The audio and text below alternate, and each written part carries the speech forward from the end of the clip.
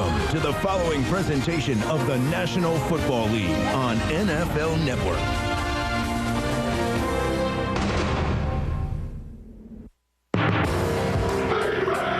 Same old question. How do you stop 85? AFC North game. Well, we can talk about Cincinnati. It's over with now. This right here separates good from great. Division rivals, talent versus talent, love-hate relationship. They so tough.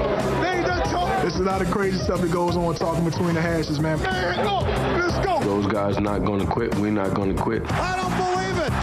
He lateraled to Reed as he got hit, and Reed took it in the end zone. I let my game do the talking. Uh-oh. They're here for some material. Chad is, of course, I call him the Dave Chappelle of football. He's constant comedy. Is there anything else I need to say? 7-Eleven, Waffle House. Open 24/7. I'm the best there is. If he's the best trash talker, let him be. I'm not comparable to anyone else. Don't talk the talk if you can't walk the walk. Left side of the ball. Lewis, touchdown! They beat us the first time down there, spotted them 14 points, and we should have won the game. Touchdown, sir! They believe they're better than us. We believe we're better than them. Lewis at the goal line. We can go out and have a chance to redeem ourselves at home. Bottom line, at the end of the day, somebody got to win and somebody got to lose.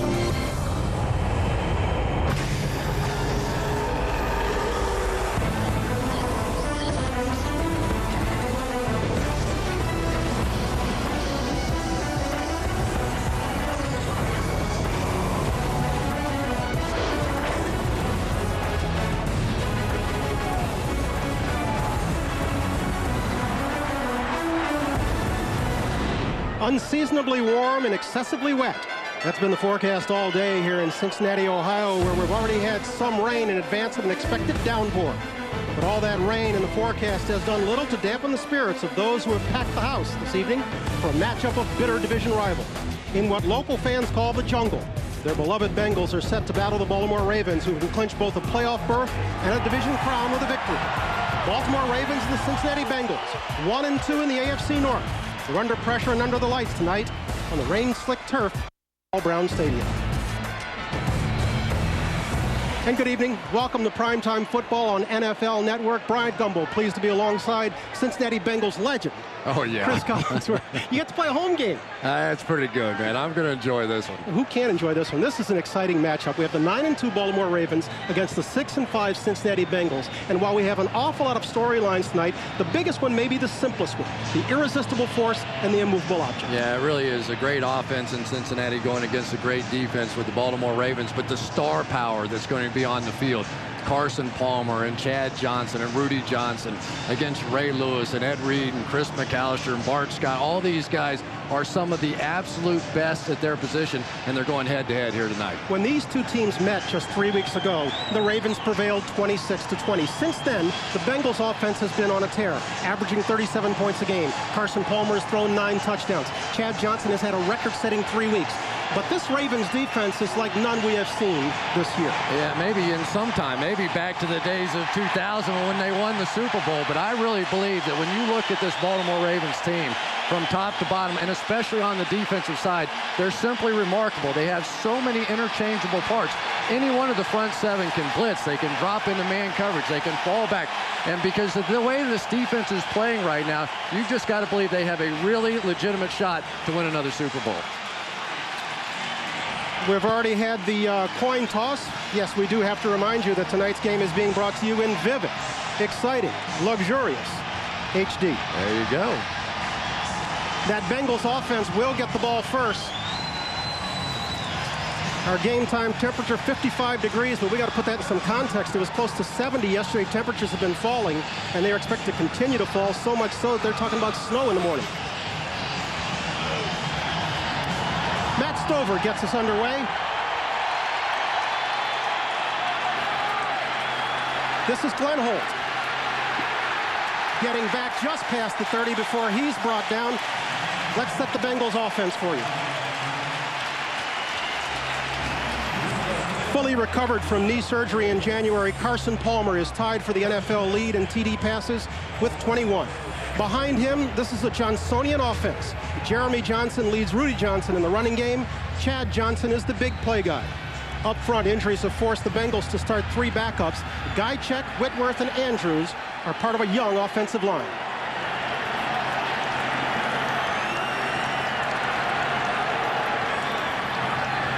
Palmer will throw on first down. Looking right, finding Chad Johnson. Fighting his way back to midfield before being forced out by Chris McAllister. The Ravens go with a base 3-4 defense. Defensive end Trevor Price leads them in sacks, but it's the 4 linebackers led by Ray Lewis who make this unit so scary. They are all exceptional. In the secondary, McAllister is one of the top 3 corners in the game, and Reed is the gold standard at safety.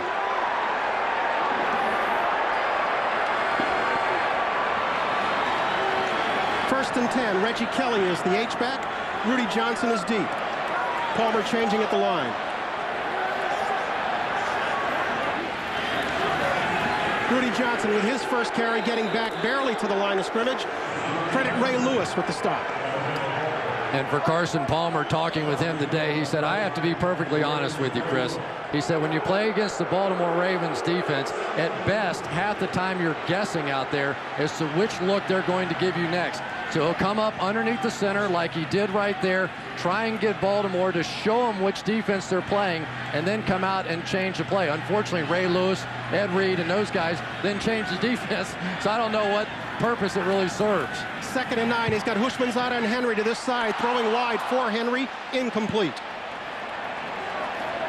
And that's really exactly what the Bengals are looking for in this one. They think that their major asset in this game is if they can get their wide receivers in one-on-one situations against these cornerbacks. They feel like that is their advantage here.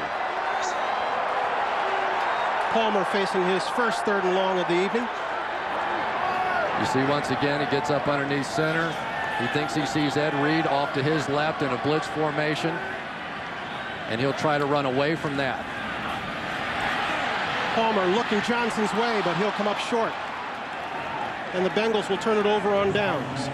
Trevor Price applying the pressure.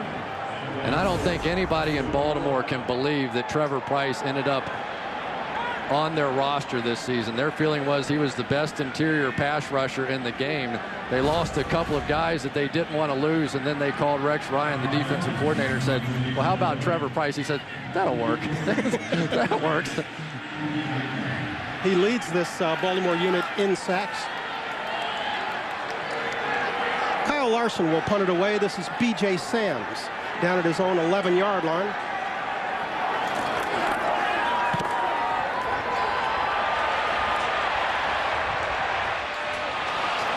This one into the end zone will have a touchback. McNair will lead the offense onto the field for the first time. We'll come back and set the offense of the Baltimore Ravens right after this. They can become the first NFL team to clinch a berth in this year's playoffs with a victory tonight.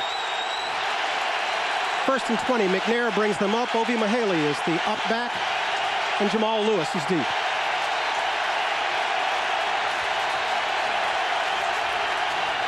The give is to Lewis, tries the left side, cuts it back right. He'll have a first down, working his way back to about the 35-yard line with Medeo Williams on the stop. Let's set the Ravens offense now in his 12th year, his first with the Ravens. Quarterback Steve McNair his numbers are not gaudy, but he's brought stability to the Ravens offense. In Derek Mason, Mark Clayton, and Todd Heap, he has a veteran core of receivers. The offensive line in front of him is huge, anchored by Jonathan Ogden, 6'9", 350. He is 9 times a Pro Bowler. First and 10 from the 35. Clayton and Mason spread to the left. The give is Lewis once again, fighting his way back to the line of scrimmage before he's gang tackled there. Credit Justin Smith and Brian Robinson with the tackle. Here's the Bengals defense. Their front four features former Ravens tackle Sam Adams, the key run stopper in the middle. The linebacker core is a makeshift group with rookie Rashad Jeanty getting a start. The secondary had a tough year. This unit is last in the league in pass defense.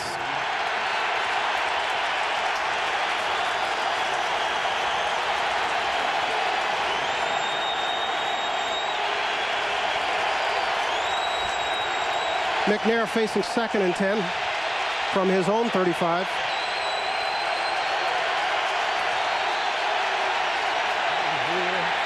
I was about to say he barely got it off, but evidently he didn't. Steve McNair with a big smile.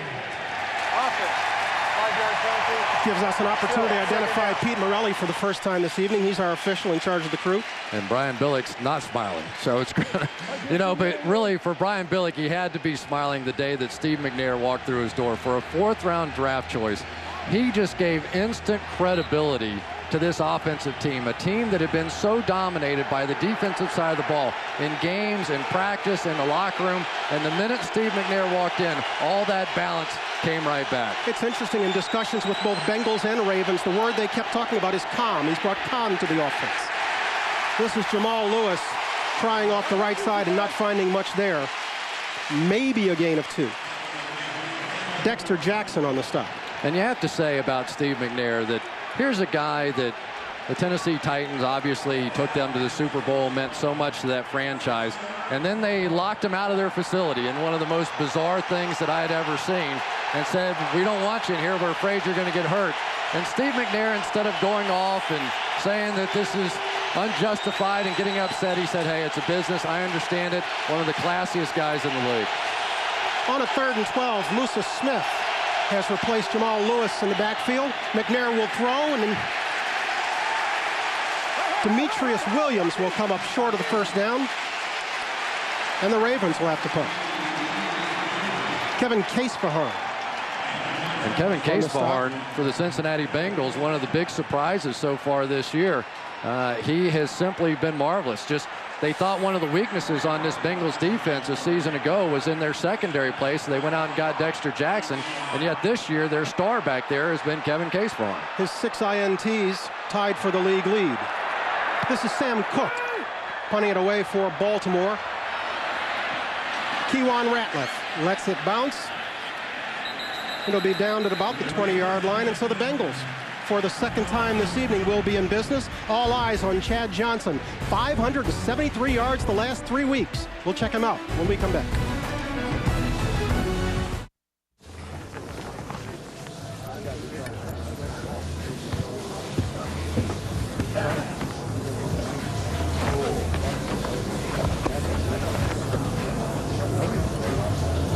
We're going to get to that a little bit later, by the way. He's coming close to you on the Bengals all-time list.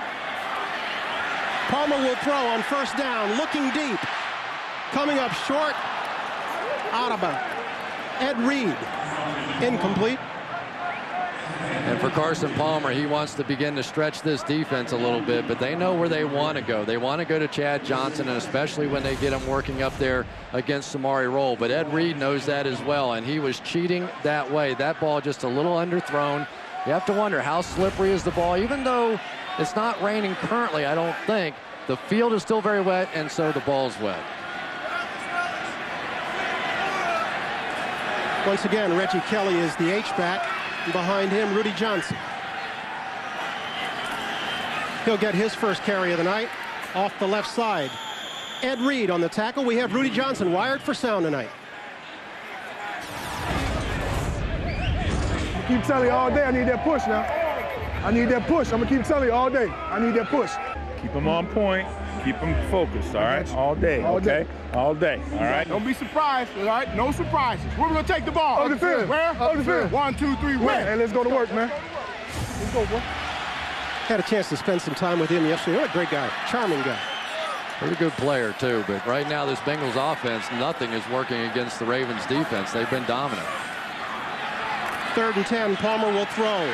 Looking left. Finding Hushmanzada. Fighting his way towards the markers. Looks like he's a yard or 2 short. Samari Rolle pushed him out. I don't know. They kind of gave him a late spot. I thought initially he was out, but it's going to be pretty close. And that's really T.J. Hushmanzada's strength, is making the catch short of the first down and somehow finding a way to get it to that line. Ball caught underneath, and he's working against Samari Rolle. Makes a quick move. He got his feet across, but you have to remember, it's not where the feet are, it's where the ball crosses that line, and it's going to come up just a little bit short. And I don't think against this defense, you take this shot.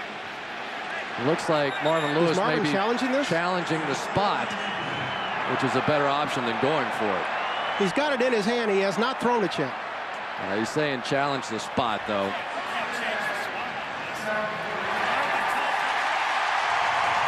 Challenging the line of the game.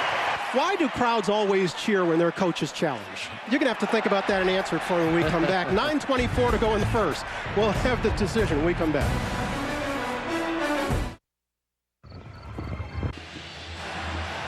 Back in Cincinnati, where Marvin Lewis has challenged a spot that has left his Bengals about a foot shy of first down marker. Remember, it's where the ball is when you're actually out of bounds, so it's going to be a very difficult call here for the officials. The foot is going to go down there, making you out of bounds, and now where is the ball at that point? Let's listen up. After reviewing the play, the ruling on the field stands. Cincinnati will be in charge of timeout. That's one of those, Chris, where they really just don't have enough visual evidence to do anything about it. And it has to be conclusive, and it was for T.J. Houshmandzadeh, and it was for Marvin Lewis, but not enough for the officials. It has to be literally right down that line. And of course, typically you have cameras on the goal line, but when you get just an out-of-bounds play, it has to be so conclusive at that point that they just aren't going to overturn that. Have you yet figured out why fans always cheer when their coaches challenge? They at least have a chance at that point. Otherwise, the punter would have been on the field.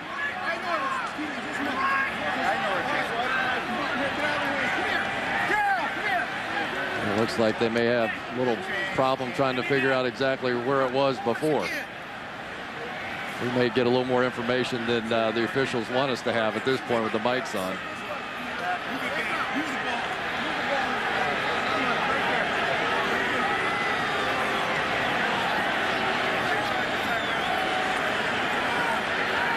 Now, they're going to respot it to make sure they're accurate, but in any event, it's going to be fourth down. And in any event, because you're playing the Baltimore Ravens, you're not thinking about going for it here. And it's really one of those situations for Marvin Lewis. I think that when you play the Ravens, you have to stay patient, because you have to remember their offense is not typically going to go on those 75-yard drives. So if you punt the football away, you have a chance. So while this game's going back and forth, you don't want to make the first mistake. Of course, punting the football down the field to B.J. Sams may be your first mistake sometimes. I mean, they lead the league in takeaways, so you don't want to help them shorten the field when you don't have to. That's exactly right. And it's not really Marvin's style, but when you play these guys, it has to be your style. Kyle Larson will punt it for the second time tonight. B.J. Sams back at his own 25. He'll field it and dropped immediately by Glenn Holt. NFL Films counts down and presents the best team to ever win a Super Bowl. Tomorrow it's number 19. The story of the 1999 Rams is told through the eyes of Dick Vermeil, Kurt Warner, and defensive tackle DeMarco Farr, who provide an intimate portrait of how these players became Super Bowl champions. The show is narrated by Emmy Award winner Martin Sheen. That's America's Game, tomorrow night at 8:30, only on NFL Network. And of course, you remember when they won it, who came up just a touchdown short? Not just a touchdown, about a yard short. They almost had that one. Steve McNair led them down the field and almost pulled out a victory. First and 10 from the 25. Jamal Lewis is back there. McNair will throw. Over the middle. Finding Heat. Brought down at a 40-yard line. It'll be first and 10 ball. Since Brian Billick has taken over the play calling in the last 5 games, he's really shored up the pass protection. The last time these two teams got together, they really never got close to Steve McNair. The Bengals defense didn't. And tonight, if they don't do a little bit better job from their front four than what they've done against them thus far, the Ravens are going to light it up. The Ravens going with a double tight end set. Quinn Sipnewski seeing his first action of the night. That is Heap in motion. Jamal Lewis looking for room off the right side. Robert Geathers pushing him out for about a 2 or 3 yard loss. And that is not what Jamal Lewis does best right there, and he knows it. He said, once my shoulder pads get turned sideways and I'm running towards the boundary, that is not my game. My game is going up and down the field. And here the Bengals defensively did a great job of stretching this thing out. Really, neither one of these teams run very effectively to the outside. They have to do their damage between the tackles.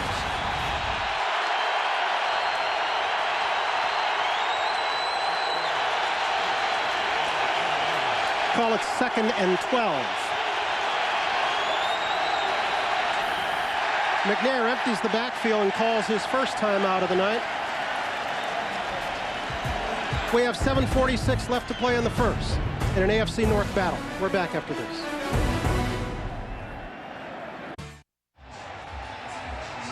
Back in Cincinnati, where it has started to rain once again. We had some heavy downpours before kickoff, but right now it's not coming down too hard.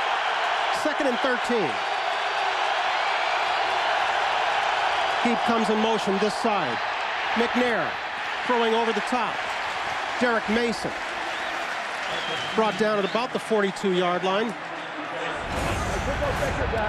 Steve McNair, probably one of the best there is in football, when pressure is in his face, of standing in and being able to just flick the football. Every time you watch a tape on this guy, there's at least one play where someone literally has him in their grasp and he just raises up like the Statue of Liberty and flips the thing about 10 yards down the field for a completion, sort of like that right there.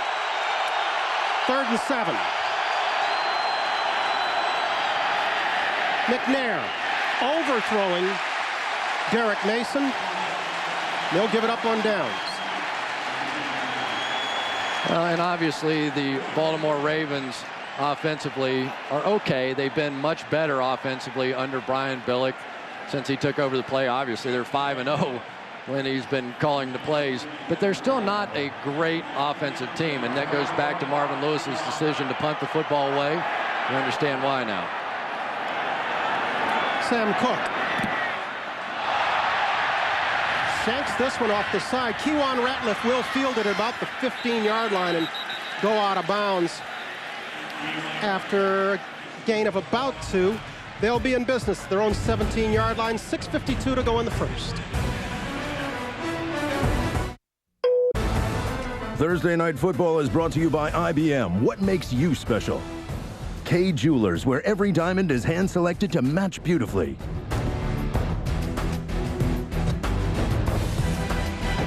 In Cincinnati, we've been watching a game of field position here with 6:52 to go in the first, a scoreless game. Matchup of division rivals in the AFC North with a lot at stake. The Bengals 3 games down to the Ravens, knowing full well that if they go to 6-6, their playoff chances are slim.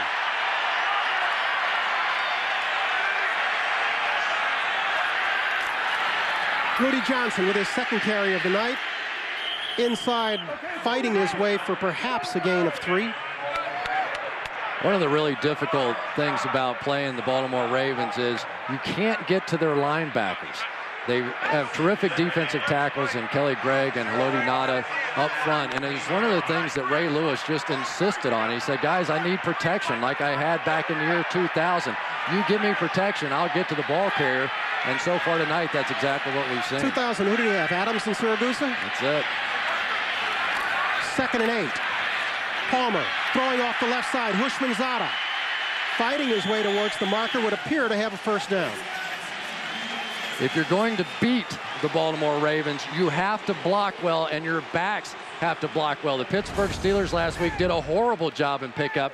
This time, Rudy Johnson, working on the outside, is going to get Bart Scott, lose his helmet. Hope his microphone didn't fall off. We've got it wired up. But that's what allowed Carson Palmer to complete that pass. They will measure for it. I guess we should note that that yellow line is not official. Looked pretty official there, didn't it? Now it's official. And for the Cincinnati Bengals, that's what you're going to see. You're going to see them throwing the ball on first down without question. They are one of those teams that believes in coming out and being aggressive. When you look at Carson Palmer's statistics, he is far and away better on first down than any other down throwing the football. The up back is Jeremy Johnson getting a rare carry as he tries to work his way back to the 30-yard line before Terrell Suggs put a stop to his hopes. The Cincinnati Bengals are working with really what amounts to a makeshift line up front. They have 3 new starters up there. The right guard, Stacey Andrews, the left tackle, Andrew Whitworth, and the center, Eric Guychek. And really the pressure in this game is on the center, Eric Guychek. You have to make so many calls against this very elaborate Ravens defense that it's easy to make mistakes, and he's the guy that has to make the calls. He's replacing a 13-year veteran, Rich Bram, who's been struggling with a knee injury. He's a little bit more athletic than Graham, but certainly doesn't have the experience. Guychek in just his second year. Palmer will give it to Rudy Johnson. Runs up the back of Whitworth. That stopped his progress. He's brought down at about the 33-yard line. Rudy Johnson with a nice move in the hole. This is one of the few times you will ever see a straight 3-4 defense out of the Baltimore Ravens. I'm trying to think, out of all the time I'm watching film, that I didn't see a blitz, I didn't see a stunt. I just saw him line up and play at 34. That might have been the first time. It probably shocked Rudy Johnson as well. On a 3rd and 4, Kenny Watson has replaced Rudy Johnson for the first time this evening in the backfield. Bengals have gone 3 wide to this side. Palmer will throw. Looking. Finding. Hushmanzada for what would appear to be another first down. Corey Ivy on the coverage.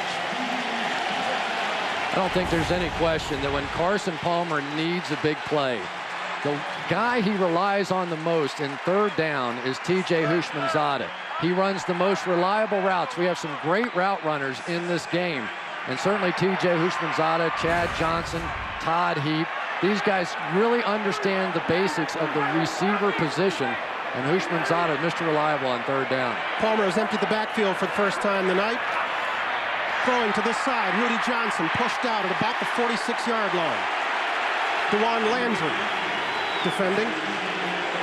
One of the things the Baltimore Ravens wanted to do tonight, even if they didn't get the sack, they wanted to hit Carson Palmer. And you'll see Bart Scott this time shoot right inside, and he doesn't get the sack, but they think that the cumulative effect of all the hits on Carson Palmer will ultimately make a difference in this game. It should be noted that Palmer had his worst game of the year when they played 3 weeks ago. He had just 12 completions and 2 picks. He's not the only quarterback in that category. Inside, Jeremy Johnson with another carry.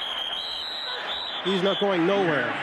Kelly Gregg, Elodie Nada, Trevor Price, Brian Billick, everybody in on the stop. There's a lot of beef inside, isn't there? Right there.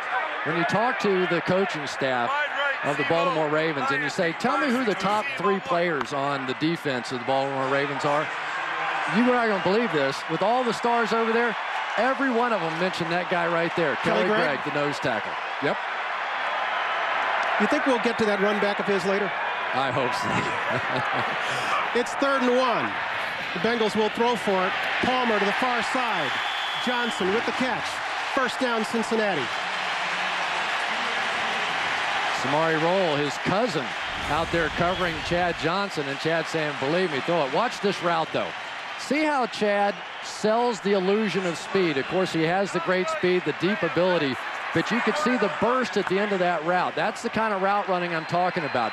That forced Samari Roll to turn and run backwards and gave Chad Johnson room to break out of that one. Nice big throw by Carson Palmer. Reggie McNeil has checked in for the first time tonight. He's at the bottom of your screen, spread wide, as the Bengals are looking at 1st and 10 from the 41 of Baltimore. Palmer looking, finding Johnson once again to about the 30-yard line. DeJuan Landry with the stop. And the Bengals offense is suddenly rolling. And you know what Chad's saying? See, I told you, just throw me the ball. Here he's working against Chris McAllister, who is the better cover corner. Now, that was not man coverage. Ed Reed was coming up underneath that one, but you can see the Bengals' plan so far in this one. It's not to allow the blitz to get there the way it did last week against Pittsburgh when they had 9 sacks of Ben Roethlisberger. They're not going to sit back and hold the ball. They're going to get it out quickly.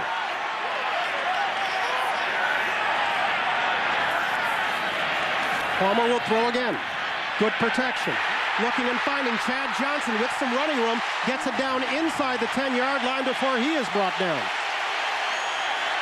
And the Bengals, as we come up on a minute to go in the first, looking at a great scoring opportunity and a first down. Well, you wonder if this defensive line's getting a little fatigued. When you go no huddle, it doesn't give the Ravens a chance to substitute. And right now, if you give Carson Palmer a chance to stand in there, pat the ball a couple of times, he's going to pick apart any defense. And Chad Johnson continues his hot streak. Is anybody playing better in the NFL than Chad Johnson right now? Johnson with 4 catches for 62 yards already. First and goal from the 6. Palmer fakes right. Rolls to this side. Looking. In the end zone. We've got a flag. And I think Chad Johnson is saying it's probably against me. Pass interference, number 85. Offense, 10-yard penalty remains. First down. You know, Chad's so funny for all his flamboyance. He also will admit mistakes and things he's done wrong, and clearly he was one pushing off there. Juan Landry down here at the bottom of the screen just had him completely jammed at the line of scrimmage. And then when Chad wanted to break away, a big-time push-off, easy call for the officials, good call by the officials. Somebody should have told him this isn't a basketball game. He doesn't have to raise his hand and identify himself. It's on me, I know. But it was a good push. It has pushed the Bengals back outside the 15-yard line, first and goal. Now is when you start to get some exotic looks out of the Baltimore Ravens. Palmer throwing deep into the end zone. Incomplete.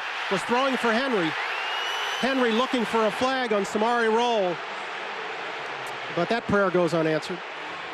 Yeah, it was one that I think everybody in the stadium and probably everybody watching at home, they were thinking the same thing that I was thinking. Is this pass interference?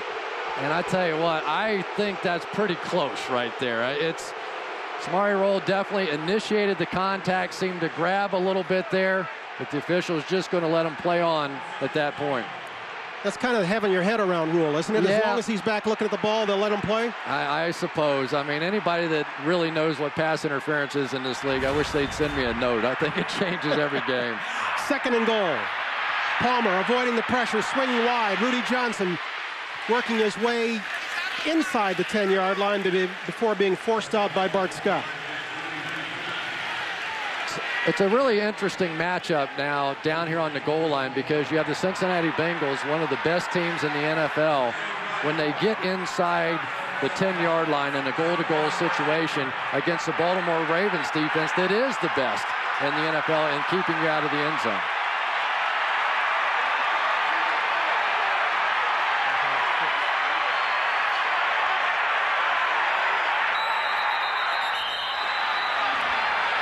We're going to change ends. The Bengals will march it down to the north end, where they will have third and goal, looking for our first score of the night. Getting set for the start of the second quarter. The graphic tells the story about what a miserable time Carson Palmer had when last these teams met. But on this drive, this is the 13th play of the drive. He is 7 of 8 for 77 yards. Chad Johnson spent the entire quarter change lobbying Marvin Lewis on the sideline. Let's see if he gets the ball. What's he going to do, Coach? Palmer rolling right, running out of time, throwing into the end zone wide. Was trying for Kenny Watson, but the Ravens defense stiffens, and that'll bring Graham on the field. And Ray Lewis out there in coverage, and really there was nobody open on that play. And Ray Lewis can do so much, emotionally so much the leader, but Carson Palmer, I asked him, who's the one guy on the defense that you're watching on every snap? Guess who he said? Ray Lewis. Whether it's pass, run, he's the key to the whole thing. Shane Graham from 24 yards from this distance. He has been perfect all year. He stakes the Bengals to a 3-0 lead. With 14:49 to go in the first half at Paul Brown Stadium, the Bengals on top, 3-0. Next week, we're in Pittsburgh. Our NFL Network schedule, we have 6 games left. We're in Pittsburgh for a matchup with the Browns. If you're watching NFL Network at a friend's house or in one of our local home team markets and want to get NFL Network, learn how by logging on to iwantnflnetwork.com. Shane Graham will be kicking off for the Bengals. B.J. Sams is deep. Sams 2 yards deep, will bring it out. Will not get back to the 20. John Beesing among those on the stop, along with Madeo Williams. Flag down as well. We saw Ratliff applauding, so we're assuming it's against the Ravens. After the play was over, personal foul, unnecessary roughness, number 58. Proceeding to, after this third goal, First down. Dennis Haley, special teams player, called for the personal foul. Not a good start here for the Baltimore Ravens. The Bengals with a really nice drive, highlighted by a couple of passes from Carson Palmer to Chad Johnson. But now for the Ravens, they have to try and dig their way off their own goal line. And this is exactly what Marvin Lewis and the Bengals would be hoping for, that this Ravens offense had to play from behind and backed up.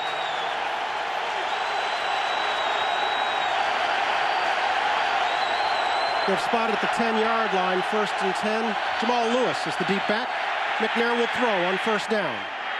Dumps it over the middle. Obi Mihaly getting past the 15, past the 10 to about the 13-yard line. Caleb Miller on the stop.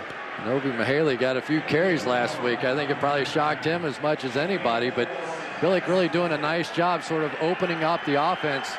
And Mihaly is a pretty terrific lead blocker. When you watch him on the tape, he really does a great job of finding the hole for Jamal Lewis and then making pretty solid contact. Had his first 4 carries of his career last week. I know. 2nd and 6. McNair getting pressure off his right, throws over the middle and completes it to Mark Clayton. Close to the 1st down marker. Caleb Miller again on the stop. Well, right now, the Cincinnati Bengals and Sam Adams, the former Raven, really needs to start getting a little bit better push right up the middle, because Steve McNair, if you don't give him any pressure in his face, that's what quarterbacks hate. They don't mind it if it's around the edge because they can step up and still make a throw. But right now, the Bengals defensively, they're getting stuffed at the line of scrimmage at the defensive tackle position, so he has all kinds of room to step up, and they picked up that 1st down. We talked about Brian Billick a little bit earlier. How do you explain it? That here's Brian Billick, who had the reputation of an offensive guru, and he winds up with a defensive club and an offense that struggles. And Marvin Lewis is viewed as a defensive genius. He winds up with about the worst defense in the league, but a great offensive ball club. Well, obviously in Baltimore, they were desperate for offense, so they went and got him, and here they were desperate for a little defense, but the players stayed the same, unfortunately. It'll be a 1st and 10. And Lewis once again forced to reverse field, fighting his way back towards the line of scrimmage before Brian Robinson and Sam Adams on the stop. Now, Brian Robinson is a guy that you don't hear a whole lot about, playing alongside Sam Adams. And Sam Adams' job is to just sort of clog things up in the middle, but they have been getting some push against him. That time, Brian Robinson able to come in and fill the hole behind the push that they got on Sam Adams. Sam Adams, for a big guy, is very quick, but sometimes they actually use his big body weight against him and push him by the ball carrier. That's Lewis in motion. McNair throwing. Swings it this side. Derek Mason fighting his way back, trying to get to about the 30-yard line. Jonathan Joseph defending there. Joseph, their #1 draft pick out of South Carolina, a rookie they like a great deal. And he's basically taken the place of Deltha O'Neal, who's been out with a shoulder injury. This is a defense that has been on a roll lately. They shut out the Cleveland Browns a week ago. They shut out the Ravens here in the 1st quarter, and would desperately like to get off the field right here.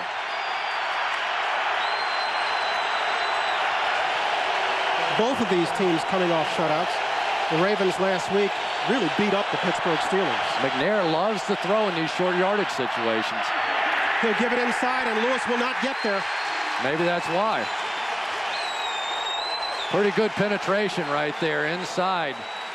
Looked like Sean Smith, Sam Adams. They brought in the big horses to play in this short yardage situation, and Sean Smith got the penetration and was able to stuff Mihaly, and then it was Dexter Jackson coming off the edge that finally cleaned things up.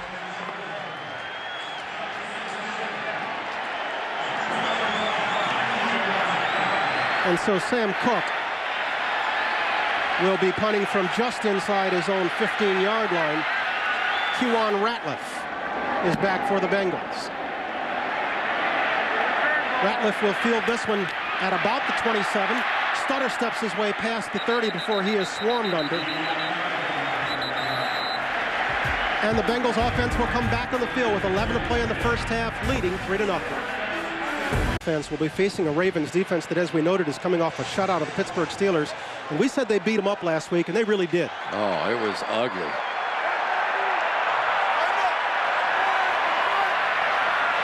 They had 9 sacks. That's a team record last week against Roethlisberger and the Steelers.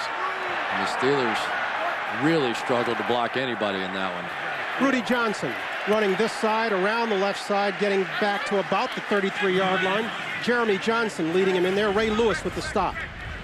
We talked about it last week. It was just a mauling on Ben Roethlisberger. That one by Bart Scott. Roethlisberger said was the biggest hit he's ever taken in his life. 9 sacks total. That tied a team record for the Ravens and for the Steelers for most given up. And there were people by the end of that game saying, I can't believe you left Roethlisberger in there to take that kind of beating. Well, you know, we'll take this play. 2nd and 7. I asked Marvin Lewis about the difference between the defense of the Ravens this year versus the record-setting year in 0-0. Palmer will throw. Right side. Houshmandzadeh trying to tap the toes. Did he? Yes. Completed for a first down. But he was saying back in 0-0 when he was the coordinator, Rex Ryan would put in all these blitz packages and he wouldn't call them. Well, now that Rex is calling them, they do them. And nobody's blitzing more than the Baltimore Ravens. But that time they lined up in a bare front. And when Carson Palmer saw that, he checked out of the play that he had. He knew he had single coverage on the outside. And that's exactly what Rex Ryan was worried about. He said, when our coverage ends up in one-on-one situations in the outside, our pressure has to get there. And so far tonight, it is not. The Bengals near midfield at the 48-yard line. And Palmer once again throws on first down. Looking left. Great catch, Chad Johnson, up near the 40. And the big difference in this game and the one last week against Pittsburgh is that the Bengals backs are doing a much better job of picking up the pressure. They're bringing the pressure, but Jeremy Johnson here is simply going to be able to step up, pick up Bart Scott, and give Carson Palmer time to throw. Carson Palmer, I believe, has only taken 1 hit so far in this game. And I can tell you, after watching Carson Palmer over the years, he's going to light you up if you don't get some pressure on him. Andrew Whitworth jumped left tackle on this side. False start, number 77. Offense, 5-yard penalty, still first step. Whitworth, a rookie out of LSU. Very athletic rookie, we might add. 6'7", 340. This is that catch again. Chad Johnson playing tippy-toe on the sideline. Ball coming out a little loose. Chad able to go up and get it. Chad took a pretty good shot in the first Baltimore game on a ball something like that on a skinny post across the middle. But so far tonight, he's been doing more damage to the Ravens. 1st and 15. Palmer looking right. Finding Houshmandzadeh. Credit Ed Reed with the stop. Down about the 38-yard line. And that's exactly what I was talking about with T.J. Houshmandzadeh. A lot of receivers would have had this ball knocked out of their hands. But watch him stop and come back to the football. That one little step right there allows Carson Palmer to get that thing in there. And he said that I have so much confidence that T.J. is going to do those little things. I'll throw it to him in a crowd. This time it's Rudy Johnson fighting his way back to the line of scrimmage before Bart Scott gives the stop. How long can a guy like Houshmandzadeh be content being a number 2 receiver? I could be content forever playing in this offense. I mean, let's face it, you have Carson Palmer, who, if I had to pick one guy, you said I could take one guy out of all the National Football League. Now, based on age and, you know, Peyton Manning's a little older on it, I would take Carson Palmer. Plus, you've got Chad Johnson, one of the best receivers in the game, playing opposite. A very explosive offense. He's going to catch plenty of balls. He should not go fishing for another offense. He might wind up being the receiving equivalent of Edgerrin James. Good point. 3rd and 6. Palmer with lots of time. Finding TJ once again. First down inside the 30. Well, there you have Palmer finding the 3rd corner, Corey Ivy, working against T.J. Houshmandzadeh. Once again, the Ravens coming on a blitz and simply not getting pressure And once again, the Bengals receivers wearing out these cornerbacks. And it's not that they're not good players, but the Bengals receivers against one-on-one coverage, there really hasn't been anybody that's been able to cover them. They may want to call Dion off the set over there, take a shot. Let's give kudos to this offensive line of the Bengals with 3 reserves getting a starting unit. They're protecting Palmer, and he is finding his receivers, as he did there, Chad Johnson.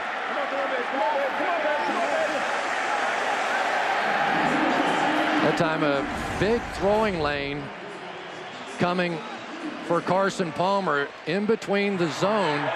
You'll see right through the hole there that Chad Johnson simply wide open. And anytime the Baltimore Ravens have to drop back and play a zone, that is not their strength. Their strength is bringing pressure. This side, Johnson gets the first down. Chad's caught 7 balls already tonight, TJ 6.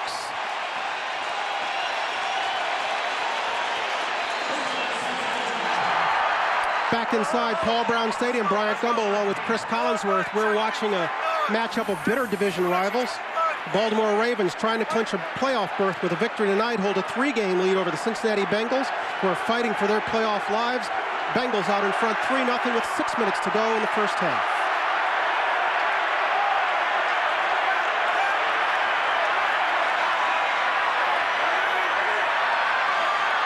First and 10. Rudy Johnson, left side. Check that. No, it was Rudy Johnson, left side, inside the 10. In the no-huddle offense, when you can put Reggie Kelly in the backfield and allow him to play either tight end or fullback, it just gives them so many different options. And right now, the Baltimore Ravens are back on their heels. They haven't been able to stop the pass. And all of a sudden now, as they're leaning back, they're getting hit with Rudy Johnson on the runs.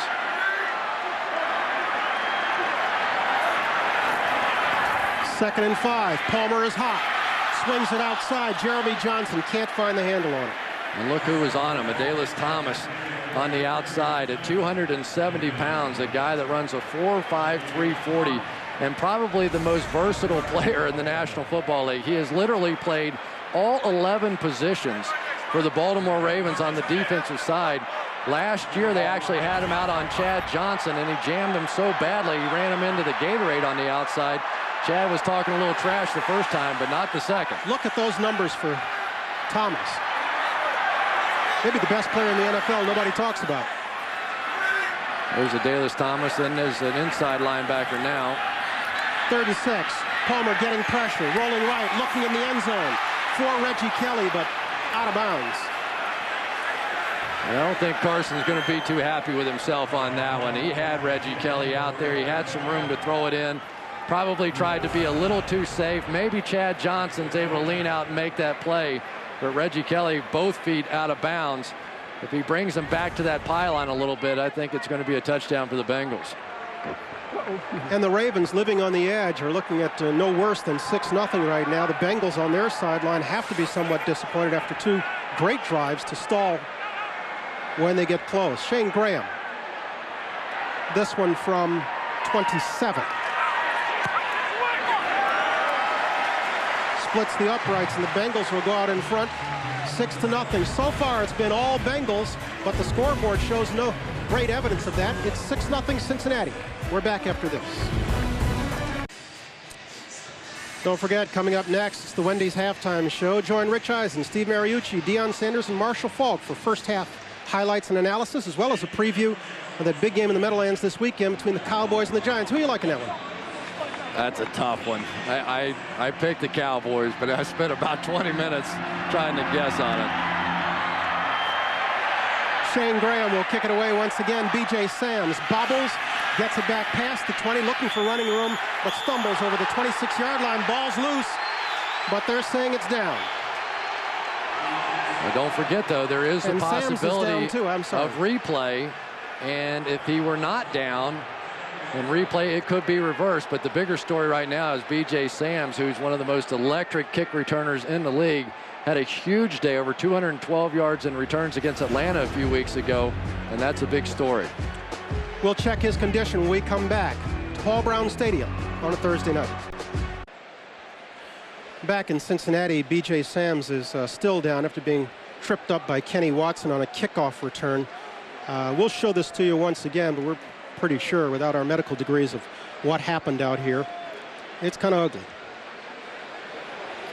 Kenny Watson on the tackle, and B.J. Sams is just one of those players that you cheer for. I mean, if you knew how frightening it was to return those kickoffs and see 11 guys running down and trying to maul you, and on the punt returns, and this guy is so much a part of their offense, giving them the great field position, really won the Atlanta game for them basically with his returns, and I'm sure the players on the sideline are sick watching this one. Yeah, that one didn't look very good at all. His right ankle has been encased in an air cast, and they'll cart him off. Third-year player out of McNeese State, and he really has been the difference maker in their special teams. Really, really, really good football player right there. You returned punts for a time here, didn't you? Oh, boy. And I didn't do it in the pros. I returned kickoffs and punts in college.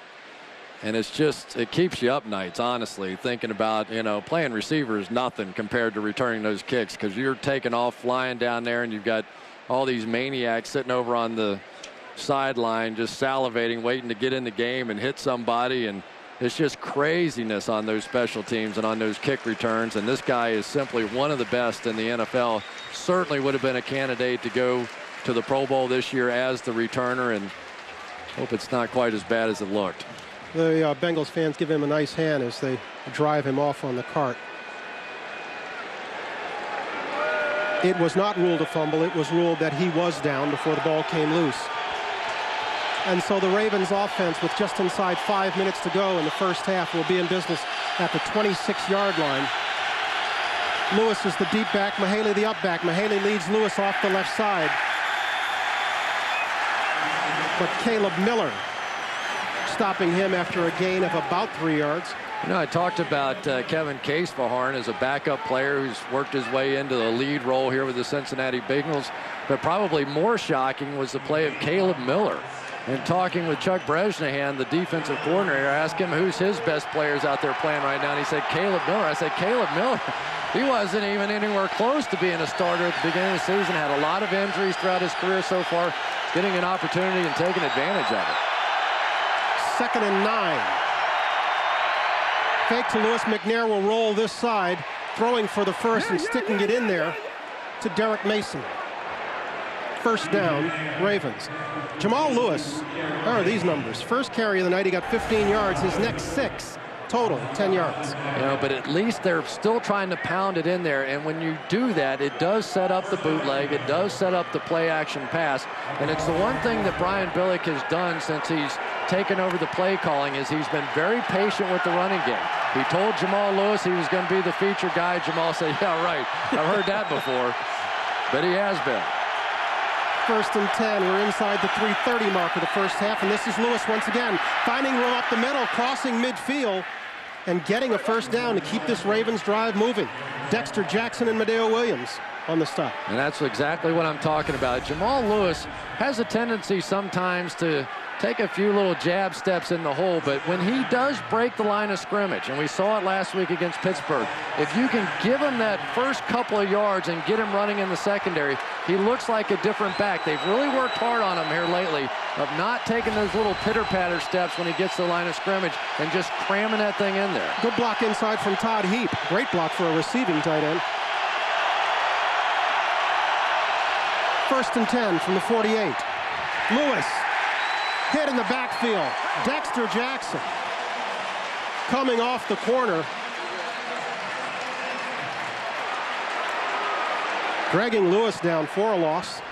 And Dexter Jackson, we saw this in the first game as well, with a blitz off the right side of your screen. He's simply going to come around. Nobody's blocking him, but Dexter is quick enough to be able to meet that play before it gets going at all. And right now, the Baltimore Ravens are going to have to at least think about on run downs having a receiver or somebody on that edge, because Dexter Jackson is pretty consistently catching those runs. 2nd and 12.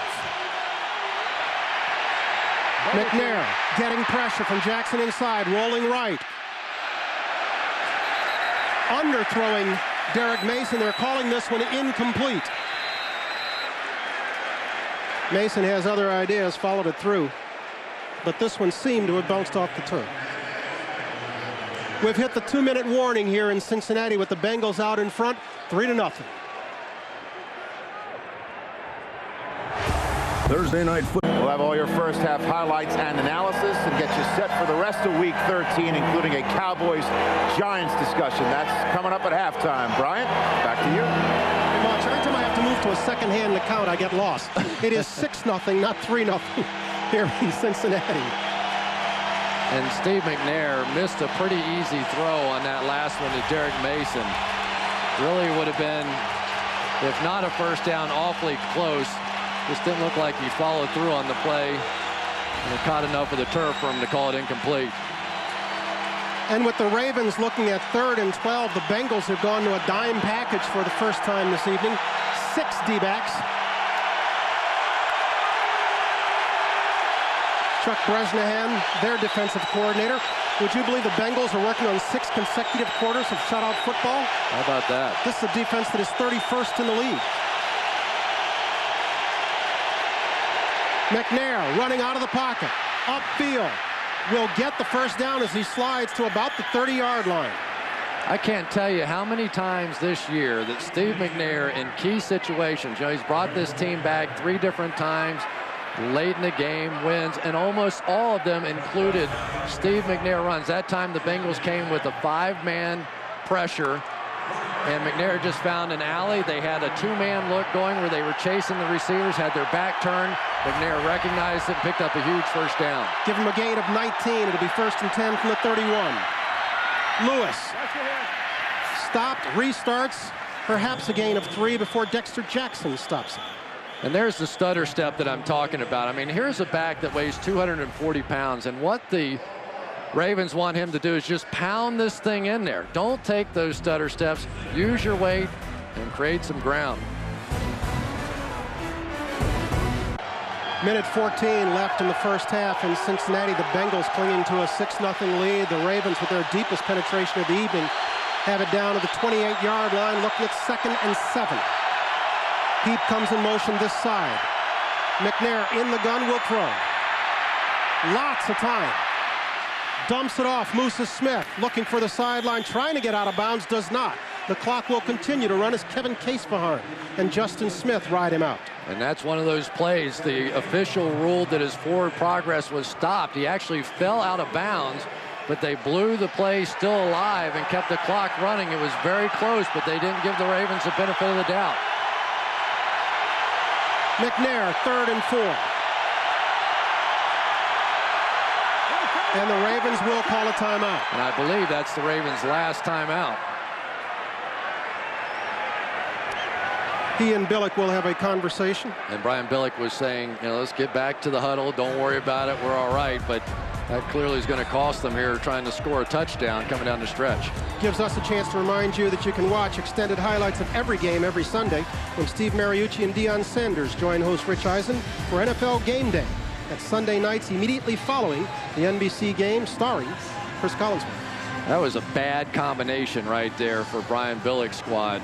They didn't get out of bounds on the play when it looked like they were pretty close, and then had to burn the timeout.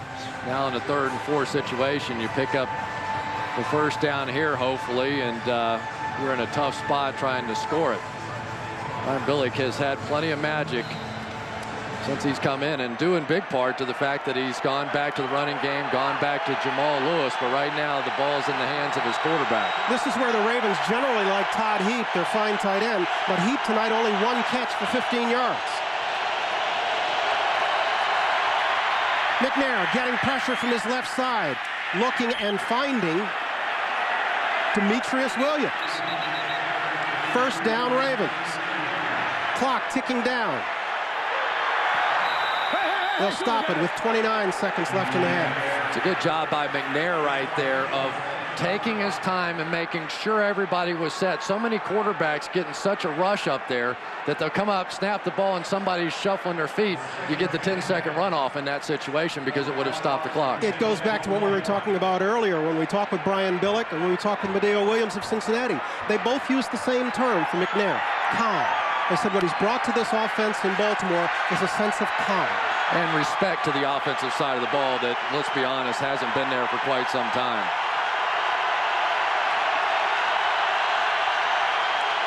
McNair empties his backfield, puts Lewis in the slot this time, and this is Heap with his second catch of the night, struggling his way to about the 11-yard line. They're in a hurry-up, inside 20 seconds. McNair will spike it, stopping the clock with 12 seconds to go in the half. Well, now you have time for one more? Yeah, I think you do. You have to take a shot, and you have to rely on your veteran quarterback. Well, maybe they don't. 4th and 1. No, they won't. And 4th and 1. Obviously, now you're going to go in there and kick the field goal. But Brian Billick over on the sideline essentially telling them, listen, don't be afraid to come back in the huddle. Don't be afraid to get your guys back together. Pretty good drive, though. That was a momentum shift for the Ravens at the end of the half. Matt Stover from 29 yards gets the Ravens on the board, but we had a whistle, a timeout, Cincinnati before the kick. Timeout, Cincinnati, second. Team timeout will be a 30-second timeout. Brian Billick throwing daggers across the field at his old buddy Marvin Lewis. Yeah, but boy, were they good together. Back in 2000, that was some football team that they had. One of the greatest defensive teams of all time. Record few number of points that they allowed. Record few number of rushing yards that they allowed. First in so many defensive categories that year. And some people want to compare this defense to that defense, and I don't think so, not yet. You don't think so? No, I really don't. I asked Ray Lewis about that yesterday, and Ray said that this one is an awful lot more athletic than that defense. He said that defense, we put our 4-3 out there and dared you to do anything against the power of it. He said this one is a lot more versatile, a lot more athletic. But you have to remember how lame that offense was back in 2002.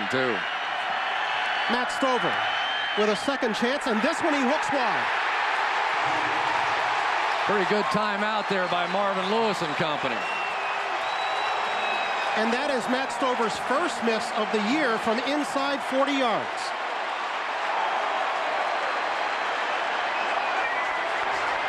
It looked like we might have had a bad snap. Let's have a second look at it, Chris. Pretty nice job of making the catch and getting it down, but it's just enough to throw the timing off the kick. They get in such a routine with those kicks, and if the timing's off just a little bit, you could see Stover just hooking it.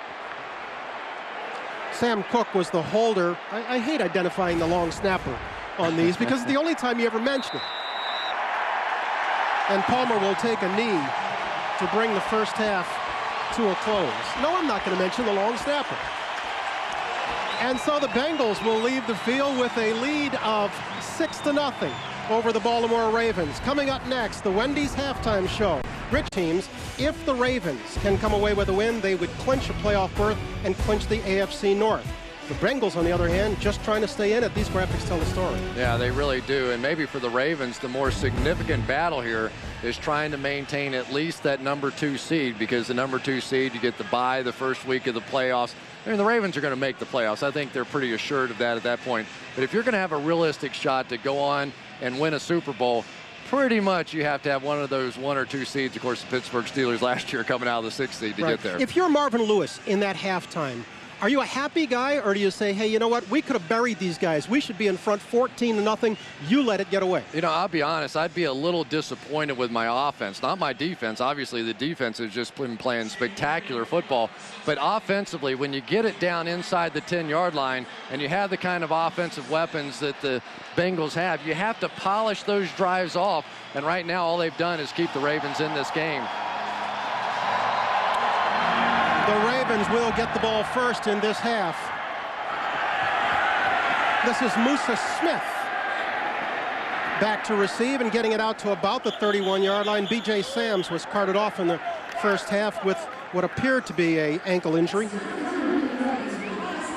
We've just gotten word that B.J. Sams did indeed break his leg, a fibula fracture. He is apparently done for the year. Boy, Chuck Bresnahan has to be absolutely thrilled with the way his defense has been playing. Last time they were down in New Orleans, They're giving up 500 yards of passing, and it looked like this defense was about to fall apart. And since then, they haven't allowed any points. McNair will throw on first down, stepping up in the pocket. Batted down, almost picked off by Jonathan Joseph, the rookie out of South Carolina. He was going for Mark Clayton. Boy, Steve McNair, really dangerous way to start the second half. He came scrambling out of the pocket and thought he had Clayton open on the sideline, and this one almost went the distance the other way. McNair in the first half, 10 for 14 for just 76 yards. Looked like Joseph was actually thinking about trying to knock that ball down. Well, if he'd have picked it off, it'd have been 6, and Ravens would have had a big hole to dig out of. 2nd and 10 from the 31-yard line. McNair looking for Heap. Incomplete. Boy, and the Bengals right now are starting to get a little cocky on the defensive side. They're coming with corner blitzes. They're coming with pressure up the middle, and they're doing a pretty effective job right now of getting that kind of pressure. Coming up there on the outside. Landon Johnson off the corner and nearly got there again. So a great start coming off a great first half for the Bengals.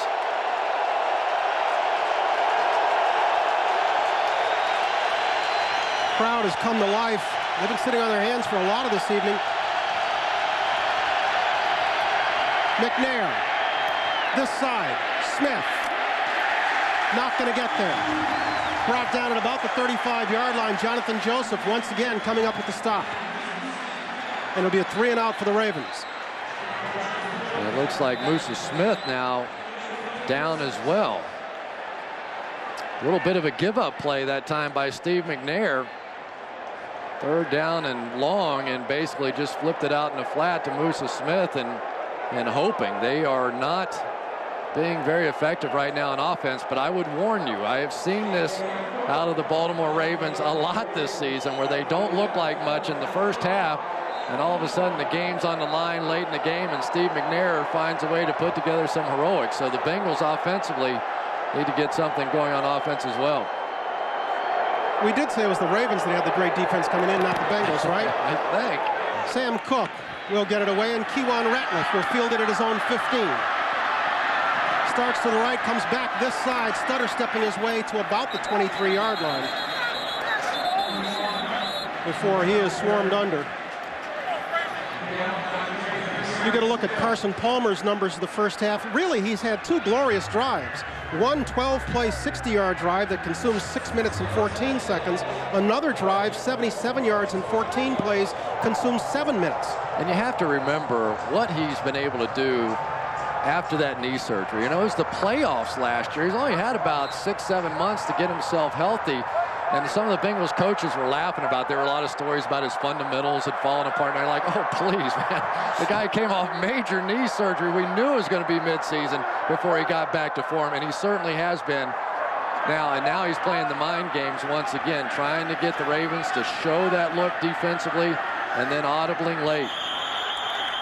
1st and 10, Kelly Gregg is pointing at the center, Eric Guychek, and saying he moved. 65, false start, number 65, offense. Take that back, Eric Steinbeck with the early jump. You know, a little bit easier probably for the Cincinnati Bengals to make up a 5-yard penalty than it is for the Baltimore Ravens, but you're in dangerous territory down here. You're inside your own 20-yard line, and as we've seen so many times, the Ravens can score points defensively if you start getting loose with the football. This gives the Ravens a chance to bring pressure here and try and score some points on the defensive side. The Ravens with 29 takeaways this year. This is Rudy Johnson off the left side, working his way close to the 20-yard line. Ray Lewis leading a half dozen tacklers. And there's Eric Guychek coming out of the game again for the Cincinnati Bengals. He was in and out of the lineup in the first half, so now they're literally down to their 3rd center, Ben Wilkerson, coming in the game. Rich Bram already out, and Guychek clearly struggling. Wilkerson, a rookie out of LSU, so now on that front line we have 2 rookies and a 3rd-year man, Stacey Andrews, filling in for the regulars. This is in all likelihood a pressure down for the Ravens. 2nd and 4. Palmer getting pressure up the middle, trying to hit Hushmanzada. but that one falling incomplete. Samari Roll defending. Dalius Thomas that time coming on the blitz, but when you see the Ravens, typically you're thinking, okay, here comes a linebacker and that's a blitz, but count the guys in there. There's only 4. That's what they believe in. They do those zone pressures. So they'll bring linebackers, drop defensive linemen back out of there. The perception is to the quarterback that they're blitzing, but they're really not. Kenny Watson has joined Carson Palmer in the backfield, 3rd and 14. Pitch inside, Watson. First down, Cincinnati. Watson to about the 40-yard line. Little shovel pass. Oh, and the Ravens have to be sick on that one. Basically, the Cincinnati Bengals saying, okay, we're going to give up on this one. We're not going to allow a bad play. We're not going to turn this football over. A little shovel pass, and you just think no way in the world against this defense they're going to pick up a first down, go right down the field for about 20 yards. That is a big, big play in the ballgame. Good seal block by Eric Steinbeck, pulling off the left side. 1st and 10, Cincinnati. Rudy Johnson still on his feet. Jeremy Johnson leading him up in the hole for perhaps a gain of 6. Yeah, it's a good call. Jeremy Johnson, the fullback, is going to come up and get this block on the inside linebacker. You see the double team. They press the double team. Jeremy Johnson gets in there and drives, working against Ray Lewis. And I think if you can attack this Baltimore defense, that's how you have to do it. You have to attack them directly. Can't get outside on them. Call it a gain of 5. 2nd and 5. Jeremy Johnson inside in the Baltimore territory. First down, Cincinnati. Then you start getting focused in on Rudy Johnson and Jeremy Johnson with a little trap right up the middle. And the Bengals have it going on. That play, the shovel pass, really was deflating to this Ravens defense. They're used in that situation to playing pressure, possibly getting a turnover, and they gave up a cheap first down to the Bengals, and now they're reeling. Bengals with another first down. Bare front this time for the Ravens. Flea flicker, Palmer throwing deep, wide open, Hushmanzada. Touchdown Bengals.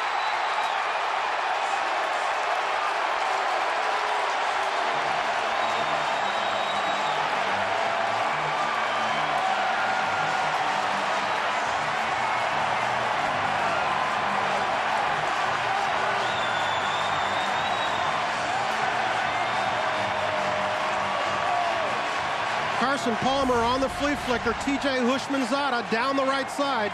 And the Ravens bit. That time Ed Reed got caught sniffing on the play. Carson Palmer telling me earlier today, sometimes he doesn't play his coverage. He thinks he knows what's coming.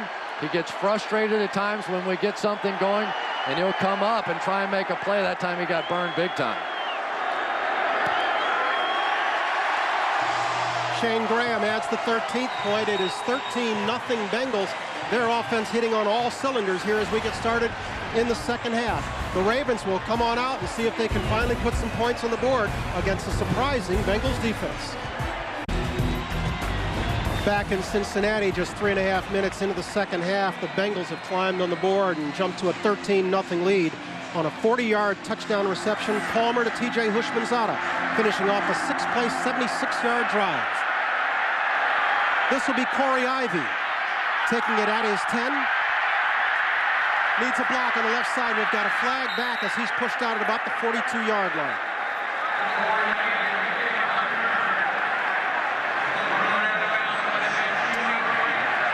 Boy, and every time the Ravens get something good going, they make a big mistake. During the return, holding, number 29, receiving team. 10-yard penalty, first down. Derek Martin is flagged with the hold. And once again, the Ravens will be pushed back. 13-0 Cincinnati. To you as soon as we learn anything. The Ravens, meanwhile, been pushed back by a penalty. Will start 1st and 10 from their own 15.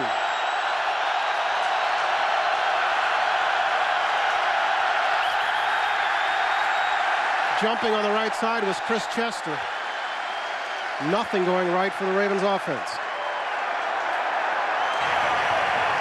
Ball start, number 65, offense. 5-yard penalty, remains first down. On the play, T.J. Houshmandzadeh is going to head for the corner, but both the safety and the corner are going to sneak up, playing the run. Remember, the Bengals had great success on this drive running the football, and that set up the flea flicker. McNair dropping to his own goal line, swings it this side to Ovi Mihaly, and he brings it out past the 15 to about the 18-yard line before Rashad Junti drags him down. Yeah, you just have to really be impressed with what the Cincinnati Bengals are doing on the defensive side of the ball right now. I mean, they've had a ton of injuries this year. David Pollock, their linebacker, out. Odell Thurman suspended. John Thornton out for this one. Delta O'Neal out for this one. And yet, for some reason, they seem to have come together after giving up all those yards against the Saints and have been playing their best football the last couple of weeks. Call it 2nd and 7 for the Ravens. And this time we get movement on the left side of the line. Jason Brown. Ball start, number 60, offense, 5-yard penalty, still 2nd down. You know, there's a theory in this league that when you're coming off one of your best performances, the next week is usually not anywhere close. And then you add to that the fact that you have the short week. You literally have no practice time for this one. But right now, the Baltimore Ravens have just not looked anywhere close to what they've been so far this season. Except the Bengals are also coming off one of their best performances. You know, I'm trying. Give me a break. 2nd and 12.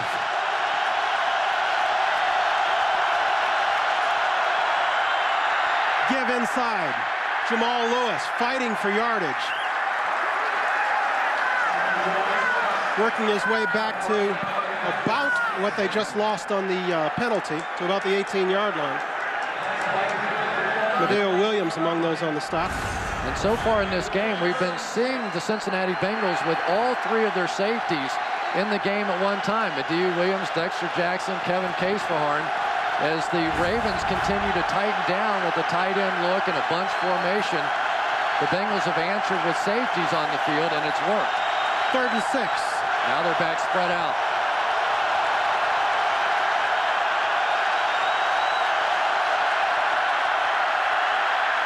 McNair looking outside, almost picked yet again. Was going for Derek Mason. Jonathan Joseph again, almost with a pick down the left side. And Jonathan Joseph has been playing a monster game here right now, and you can tell he simply has no respect whatsoever for Derek Mason's ability to run by him, and I think justifiably so. Joseph, an incredibly quick athlete, maybe not the greatest tackler in the world, but he's just jumping all over Derek Mason's routes right now. The Ravens and Sam Cook will be forced to punt yet again. Cook booms this one down to Kewan Ratliff, who will take it at his own 33. Running wide, but brought down as he seeks the far side of the field. Ovi Mihaly with the stop. We have 9:10 to go in the first half of a ball game that has been all Bengals. They're out in front 13-0 at Paul Brown. Daddy sideline, he's back in the lineup. Ravens defense needs to make a play to change the momentum of this game. Palmer will throw on 1st down. Over the middle, T.J. Houshmandzadeh escaping the clutches of Ray Lewis. Getting just past the 35-yard line. Aubrey Franklin with a good hustle play coming back in. But it's really shocking to me to see how this game has played out now, because the Ravens have essentially given up on their pressure game. The backs have done such a good job of picking up those blitzing linebackers. The Ravens have just abandoned the blitz at this point. As soon as I say that, they come on a blitz. Palmer swings at this side. Chad Johnson gets a 1st down. And with that, can I break some news to you, partner? I love it when you do that. He has just moved ahead of one Chris Collinsworth on the Bengals' all-time receiving list. He's moved up to number 3. You know, sometimes statistics lie. In this case, they don't. He's a lot better than I ever was. Well, take a look at the list. I mean, all you needed was 2 more yards for 7,000. Do we have to show the games on the right-hand side? For 6,700, not 7,000. Palmer running out of the pocket, being brought down at about the 41-yard line. Okay, we had to show the games. We also have to show a bit of a flashback. Uh-oh. You don't mind, do you? Come on, you look glorious in this. How much did you weigh then, by the way? Not a lot. Look at the pull-away speed.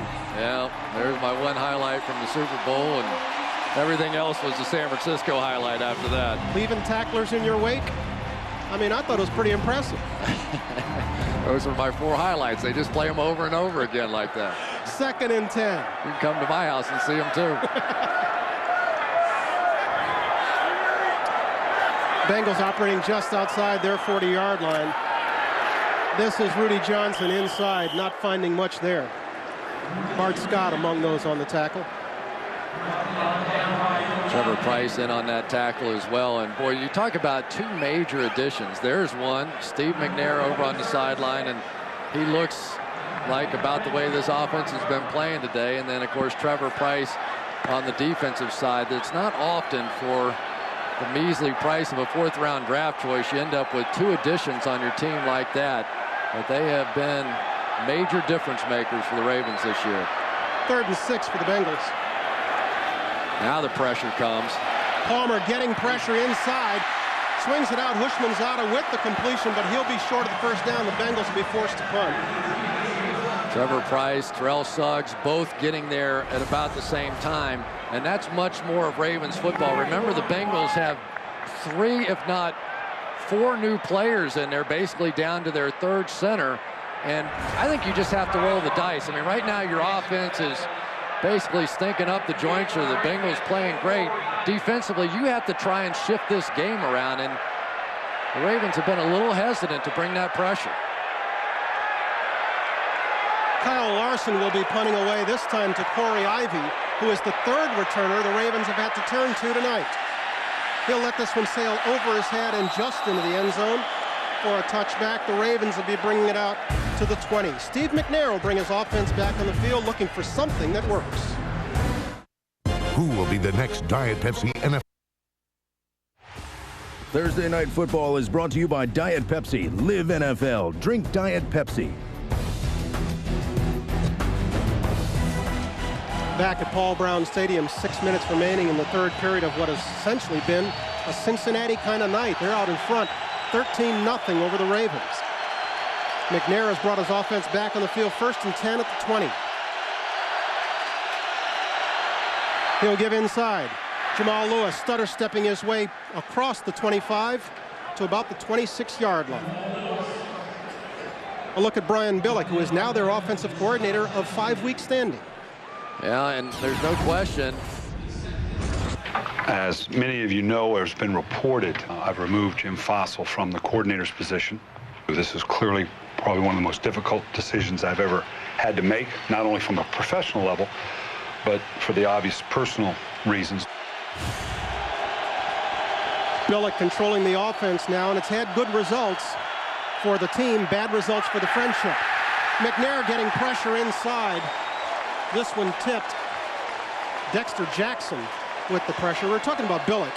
Spoke with him yesterday, and he said while he doesn't deny it's helped the team, it has severely hurt the friendship. Whether or not it is irreparable remains to be seen. Well, it's a tough spot, and Jim Fossil actually told Brian Billick, are you sure you want to make me the coordinator? You know our friendship will be over by the time that we try and live through this, and that's absolutely what has happened.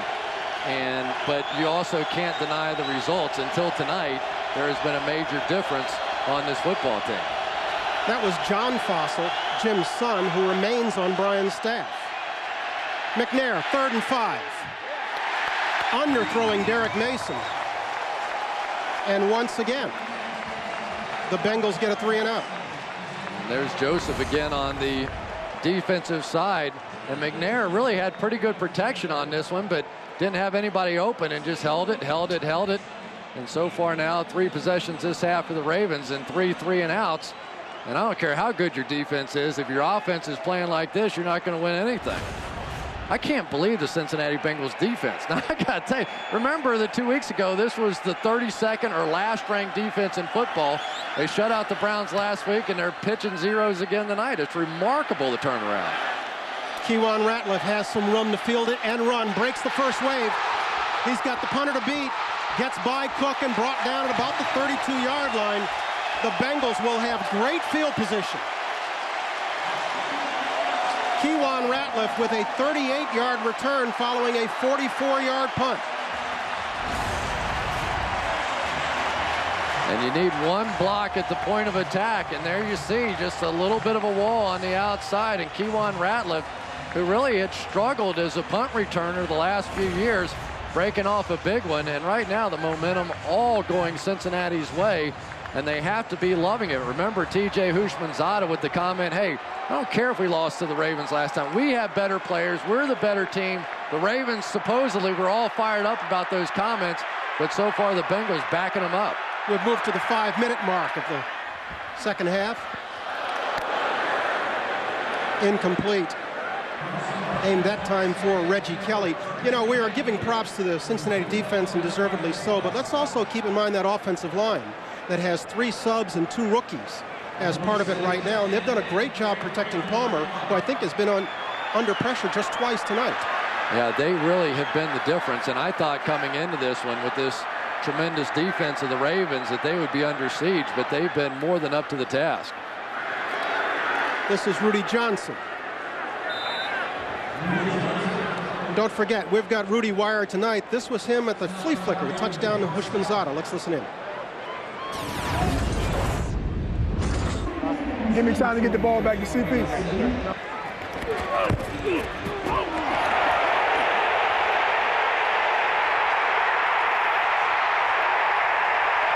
Hey, he was wide open, wasn't he? Wide open.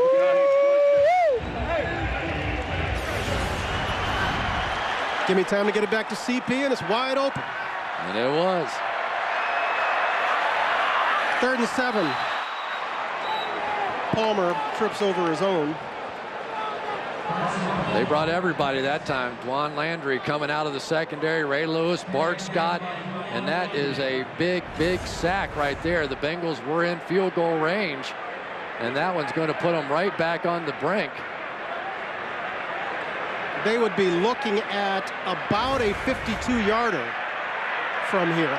I tell you, the way that the Baltimore offense has been playing, I'm not sure you want to take a chance on a rainy night of giving them the ball at that kind of field position. Remember, if you missed the field goal, it would be placed at about the 42-yard line, as opposed to if you punt the thing down there. I haven't seen any sign from this Ravens offense so far that they can move the ball 80 or 90 yards. Marvin Lewis electing to take the delay of game and back it up to give his punter a little more room to perhaps drop this one close to the Ravens goal line. But Brian Billick, this is not his first rodeo. He declines. And so Kyle Larson will be brought onto the field, and Corey Ivy is up at about his 10-yard line. Doubtful he'll be fielding this one.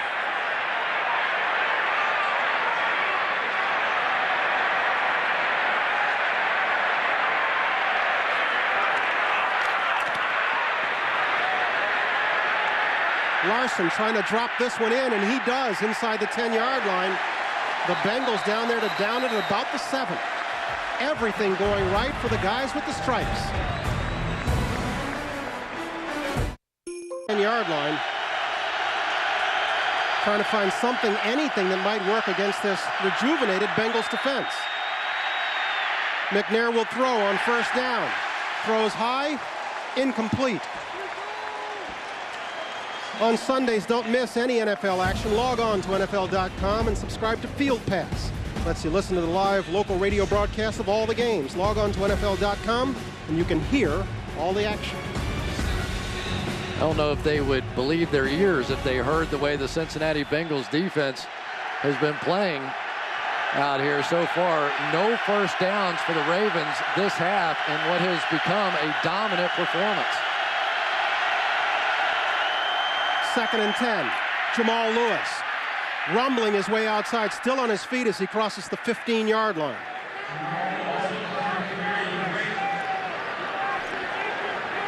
With 3:05 left in the third, the Bengals are coming up on, look at that stat, will you? You live here. How does this happen? On history. This could be history in Cincinnati if they can survive the next 256 with 7 straight quarters of shutout football. Certainly the rainy conditions have helped a bit, but it has been dominance. We talked about the problems on the offensive line. Chris Chester and Jason Brown, a couple of young guys for the Ravens, but they've been overwhelmed tonight.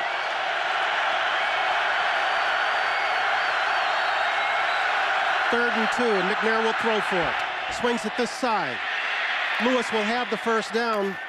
Stays on his feet as he crosses the 25. The Bengal defense, let's remind you, coming into this ball game, 31st in the league in overall defense, 32nd in the league in pass defense, but they have seriously shut down Baltimore. Yeah, but you get Dexter Jackson back, who's been out with a sprained ankle. You're getting a huge performance tonight by Jonathan Joseph. And I really think at some point now you're going to have to try some double moves, something on the outside, because these cornerbacks for the Bengals are getting pretty cocky right now. They don't think these Ravens receivers can go by them. But a double move takes time, and the Bengals have had good pressure all night. Good point. McNair on first down. Will throw to the far side. Completes to Mahaley. And he gets up close to the marker at about the 35-yard line. A little bit of their own medicine here as the Bengals come with a zone drop. They're going to drop their defensive lineman back out of there as they're bringing some pressure. That took away the tight end over the middle and really gave McNair nowhere to throw the football. It'll be 2nd and 2. The give to the up back, Mahaley. Stopped as he gets back to the line of scrimmage. Not much there. Justin Smith and Sean Smith getting up from the bottom of the pile. Clock continues to tick now, and for the Baltimore Ravens and Brian Billick, might have to start thinking about this being 4-down territory here as you begin to think, how long is it going to take me to try and make up 13 points, and the Bengals offense isn't going to sit around and do nothing. Maybe 4-down territory here for the Ravens. 3rd and 1. McNair rolling this side, getting pressure from Gathers, will run for the first down and get it as he approaches the 40-yard line. Once again, McNair, when the big moments in the game come, he is willing to take off and make the play himself. And that was a big one. You know, the spot is where the slide begins. And it looked like he made the first down by a lot, but he really made it by about a half a yard.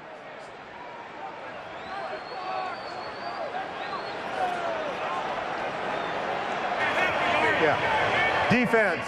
Offside, number 90, lined up in the neutral zone. 5-yard penalty, result of the play. First down. Justin Smith, the guilty party. Justin Smith, probably their best defensive player among the front 7. Clearly not the strength of this football team.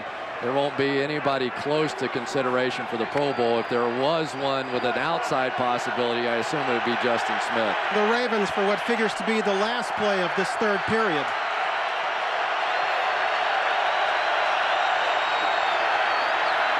They'll get it off. Jamal Lewis looking for running room off the right side and finding some.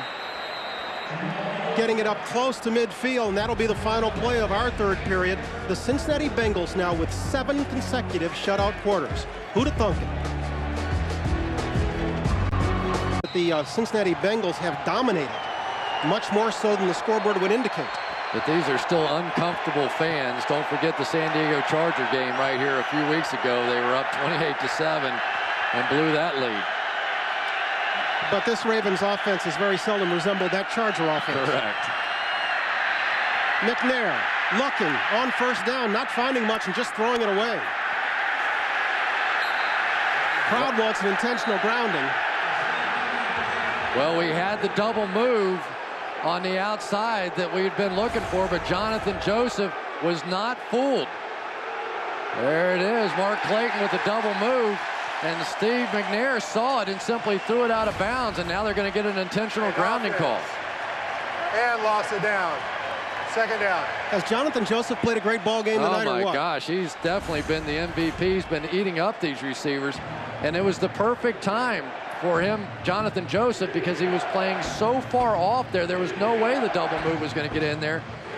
really Clayton should have just stopped, turned around, and waited for the ball. There was no way they're going to get him on a double move. And as you saw, McNair was not outside the tackles, and there was not a receiver in sight. As he tossed it over there, the crowd loved it. They screamed for the flag and then got one on delay.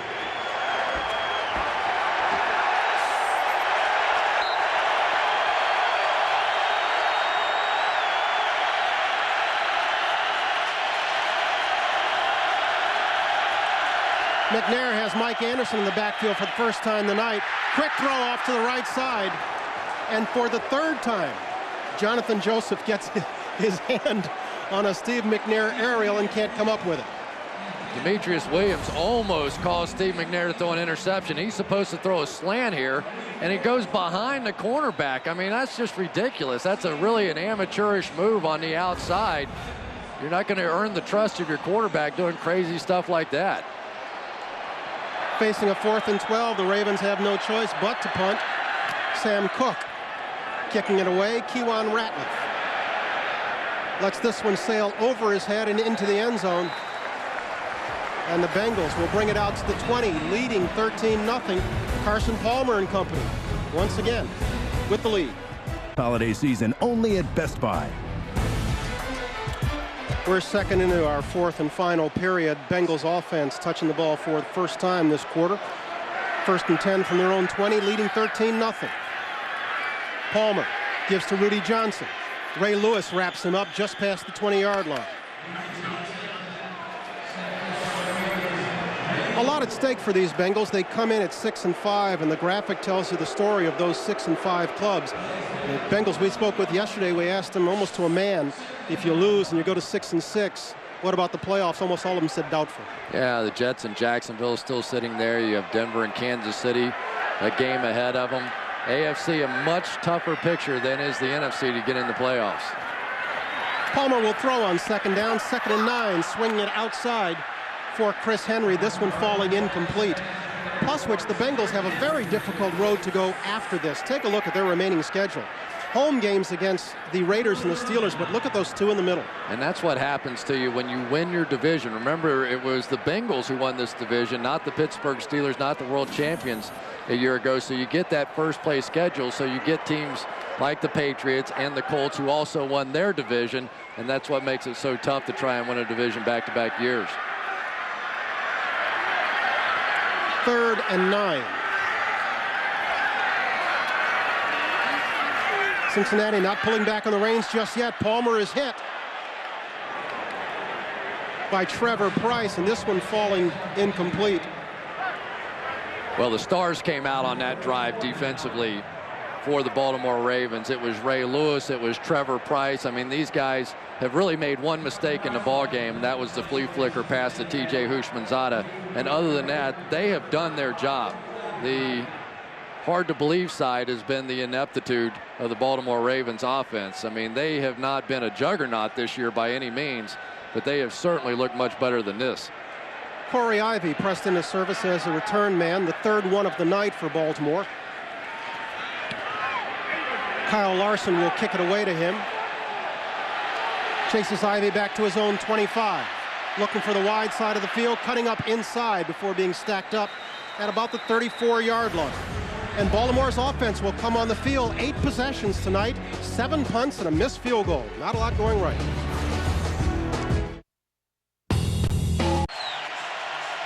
Join an all-pro team, including Rich Eisen, Rod Woodson, and Marshall Falk for the latest news from around the league. Hear directly from the players and get a breakdown of the key matchups on NFL Total Access weeknights, only on NFL Network. McNair swings it wide for Mark Clayton, and he's forced out at about the 38-yard line. Jonathan Joseph, once again. You know, and at some point, somebody has to step up and make a big play. This is not a team that has a lot of big play ability. I guess Mark Clayton may be the guy. Todd Heap has been really quiet so far tonight.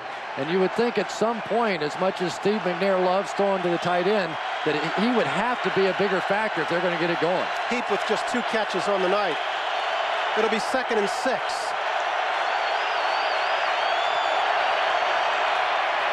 The Ravens have not abandoned the running game. This is Jamal Lewis working his way back to the line of scrimmage.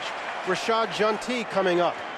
and putting the hit. I'm sorry. Coming in off the corners, they're starting to bring a little bit of pressure. He was out on the slot on Mark Clayton, and instead of trying to make a juke step around Mahaley, he just went right through him and took out Jamal Lewis's legs. When Genty's back in the lineup, it gives them a bigger physical presence on the field, and it's really helped.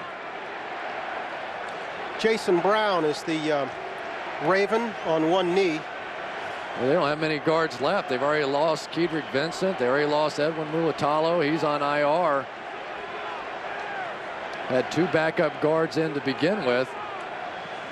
And one thing they don't need is a little less offense right now. Ichukwu Ndakwe will be called upon to fill in at left guard. You and I were joking earlier, hoping it wouldn't come to that, but that's all right. You knew it would. We have 6 games remaining on our schedule. Next week, we're in Pittsburgh as the Steelers match up with the Browns. If you're watching NFL Network at a friend's house or in one of our local home team markets, want to get NFL Network, learn how by logging on to iwantnflnetwork.com.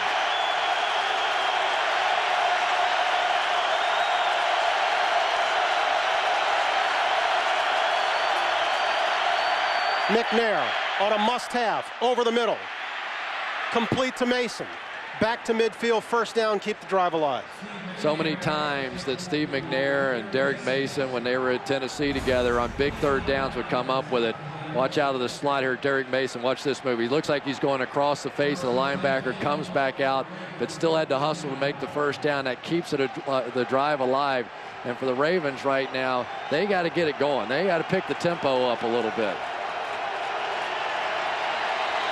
Back close to midfield. Todd Heap goes to the far side, spreads wide. McNair will throw on first, swings at this side. Mason once again. Pickup of maybe 5. You talk about they've got to go, but Chris, do they have the weapons to go? I mean, Mason now in his 10th year, this is an offense that can't spread the field. No, it's true, but now you've hit a pass wide to the right, you've hit a pass wide to the left, you've hit one over the middle. Maybe now, as they begin to spread, you can begin to work Todd Heap in the middle. Let's see if Brian Billick now tries to find really his best playmaker.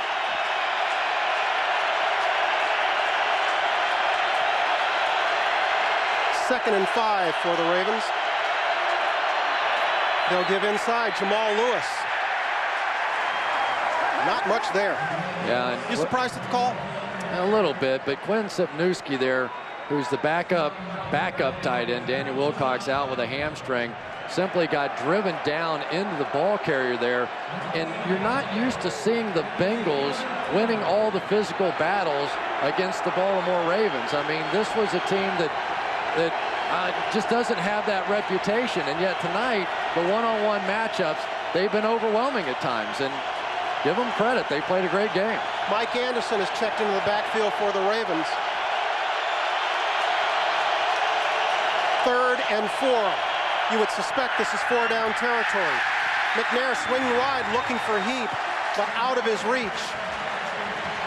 And we look to the sideline. Billick, we would guess, would go for it. I think he is too. The time Todd Heap came in short motion back in the backfield, and then it's going to try and get out in the flat. Mediu Williams recognized it and got there. But Steve McNair has missed more than his fair share of open receivers. That's pretty open by NFL standards, and McNair missed it. McNair 17 for 30 on the night. He keeps Mike Anderson in the backfield. Todd Heap in motion to the top of your screen. 4th and 4.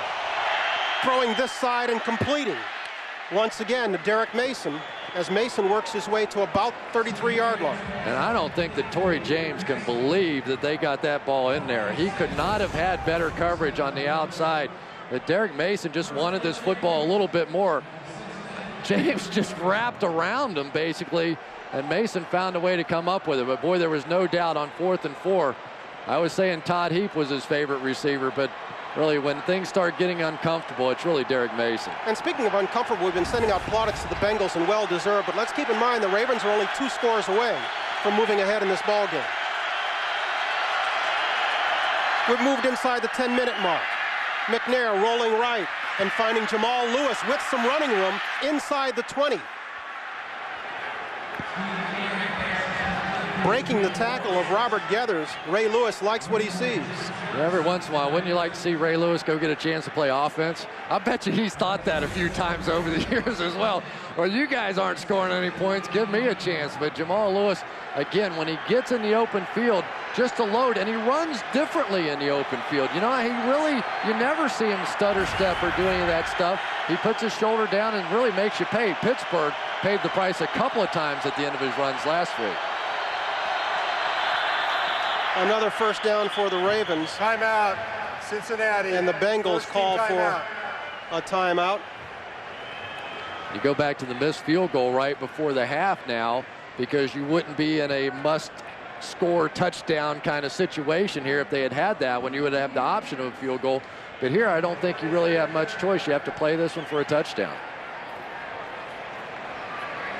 McNair has found something that works on this drive, and he's working actually the other side of the field. He's staying away from Jonathan Joseph and working Torrey James' side of the field and hooking up with Derek Mason. Well, let me just say this, too. In the fourth quarter of games, you end up with the defense getting a little tired, a little exhausted, and when the running game doesn't work so well in the first half, you can't be afraid to come back to it in the fourth quarter, because as those guys wear down, they start to reach, they start to go for arm tackles. And Jamal Lewis, we saw on that last catch and run, still looks pretty fresh out there. But do you have time for the running game at this point? Yeah, you do. 8:36, you absolutely do. With the kind of defense they play. 1st and 10, fans exhorting the Bengals D here in the jungle of Paul Brown Stadium. 1st and 10, Jamal Lewis in the backfield. McNair will throw. Over the top, Luthi Mahaley. We've got a flag.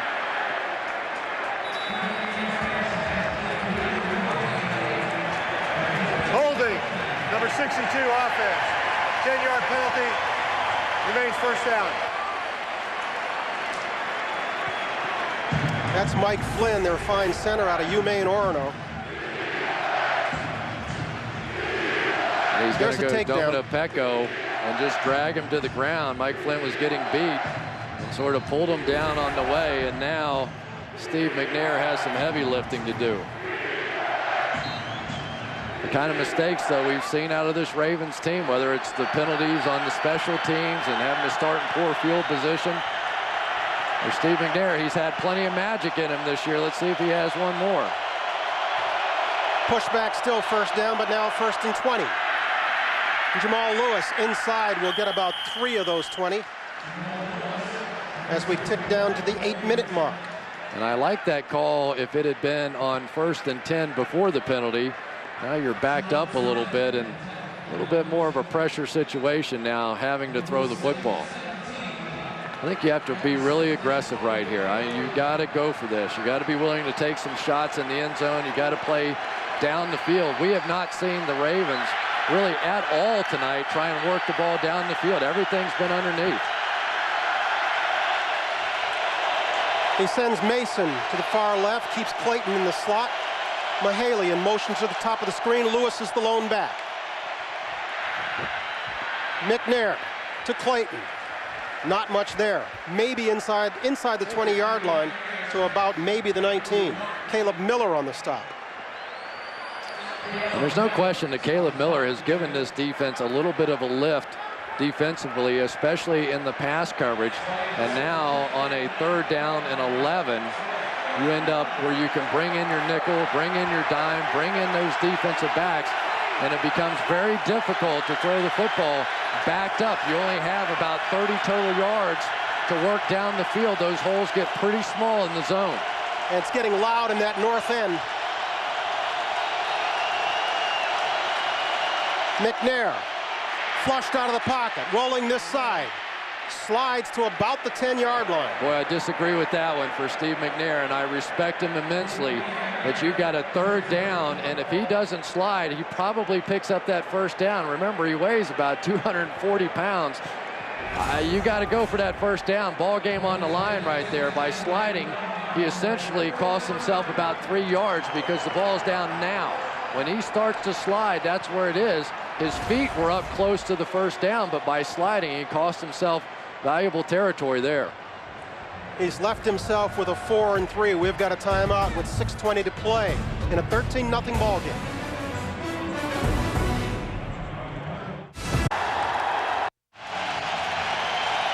Moments ago, this was McNair on 3rd and 11 going into a slide that has left him 4th and 3.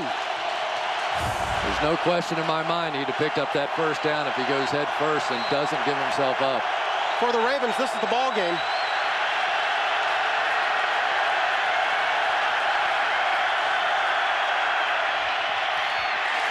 Batted down by Torrey James. Torrey James said, not getting that one in on me again. He got burned the last time, but this time against Mark Clayton. And Mark Clayton, by his alignment, he was aligned so wide that Torrey James, the veteran, knew his only option was to come back inside.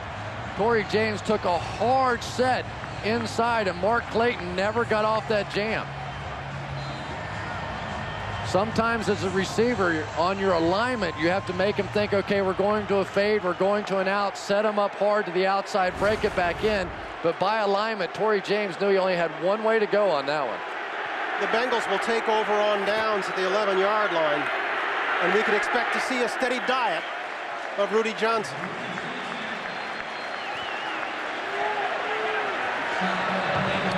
Coming up next, the Home Depot postgame show. Join the entire Total Access crew. They'll have highlights and analysis. They'll give a look ahead to Sunday and also a few postgame interviews. Certainly not over by any means at this point when you have a defense like the Baltimore Ravens, but you have to make some plays now. You can't afford a first down here. Only 2 timeouts remaining.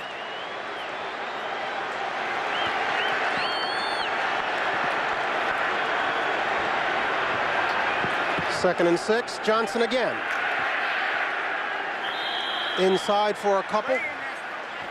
Ray Lewis among those on the stop. Brian, really interesting decision now. I mean, if this is the Cincinnati Bengals that I've come to know and love and their defense, you're throwing the ball here because you don't trust them to hold them out. But I think the way they're playing tonight, maybe Carson Palmer's willing to hand it off, even if you have to punt it here and not take a chance with it raining as hard as it is. They do go shotgun here, though. This is a franchise that until last week hadn't had a shutout in, I think, 17 years. Now they may have 2 in 2 weeks. 2 in 5 days. Palmer swings it out to Hushmanzada, and he'll be stopped. And the Bengals will punt it away. Did you see what they did there? Remember the big shovel pass that they hit earlier? They faked the shovel pass there, went out to the quick screen, but Samari Rolle was there and made a nice open field tackle.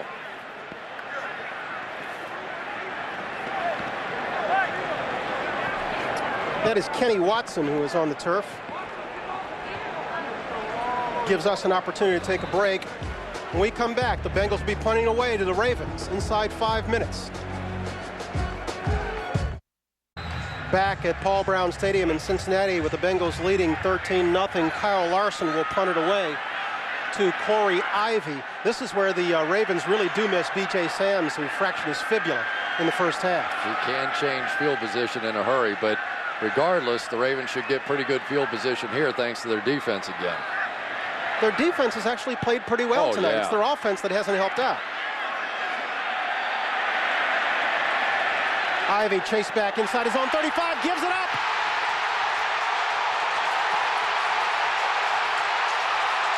Ethan Kilmer, touchdown Bengals.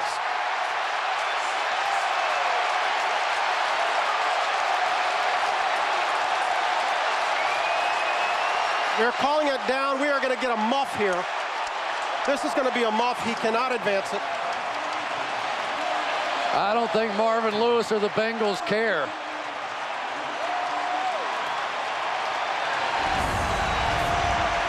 Boy. Remember, this is not Corey Ivy's specialty.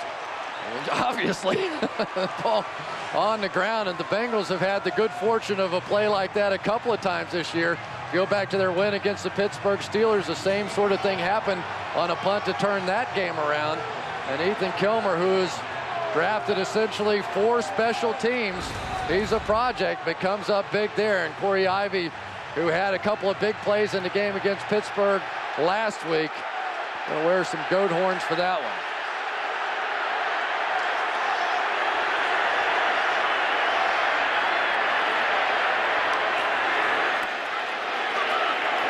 Rudy Johnson basically just running the clock as he comes to the right side. We've now moved inside the 4-minute mark. Back inside, up top, along with Chris Collinsworth. I'm Brian Gumbel. How do you explain this Bengals defense tonight? I don't know. I've been watching them for a long time, and honestly, they've been struggling for so long that you just didn't know if they would ever turn the corner, but you just never know. Maybe Marvin Lewis, Chuck Bresnahan, they've been bringing in some players, some free agents, been getting some guys healthy, but this is by far one of the best streaks of defense I can remember in Cincinnati Bengals history. It's worth noting, up until last week, the Bengals had not had a shutout since 1989. So last week was their first in 7 years. Now they're going to have 2 in 5 days. Johnson again, bouncing off one tackler, but still being dragged down. And we've got a flag. I'll say this about the... Holding, number 77.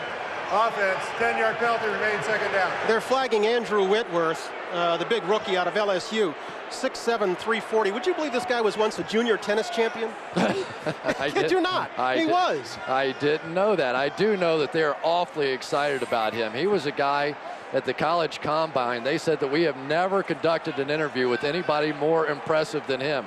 He came in the room, and of course they give him the old football pop quiz and do you know this, and he went up to the blackboard and started drawing up plays. They were blown away by the kid. End up drafting him, and he has played a major role with the injury to Levi Jones. What they also like is not only didn't he miss a game in college, he never missed a practice. Jeremy Johnson off this side, ball was loose, but Hushmanzada on it.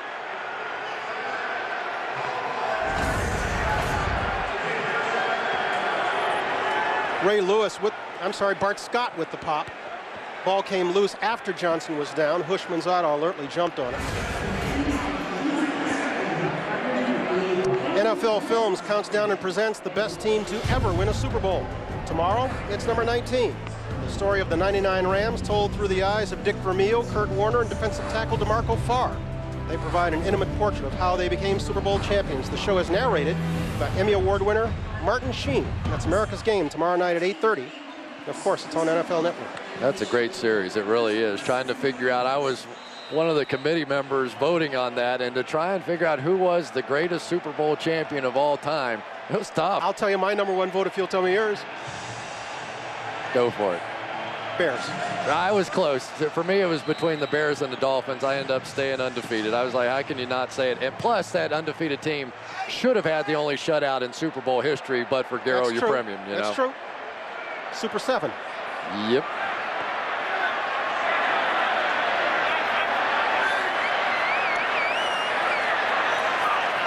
They'll pitch it wide to Rudy Johnson, doing nothing but trying to stay in bounds as he is brought down short of the marker. Eric Steinbach with the lead block on Ray Lewis, and Adalys Thomas is down on the far side.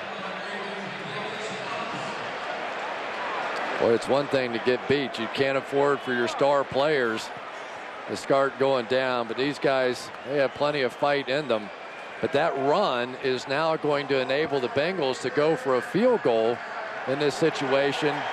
It won't wrap it up. It could be a two-score game still.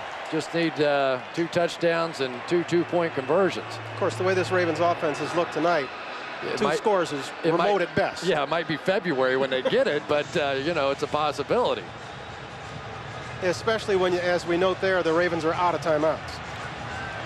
And you just have to say what an incredible job Marvin Lewis has done with this football team. I mean, this team had fallen on such hard times since now 1990, just not even close to a playoff appearance, and it really become a laughingstock, not only of professional football, but of any sort of sports.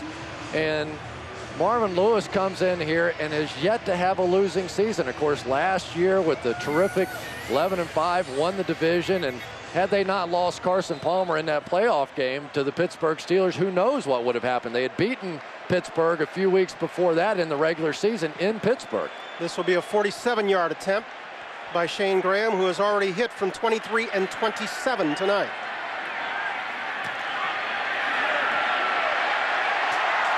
This one's going to be wide right.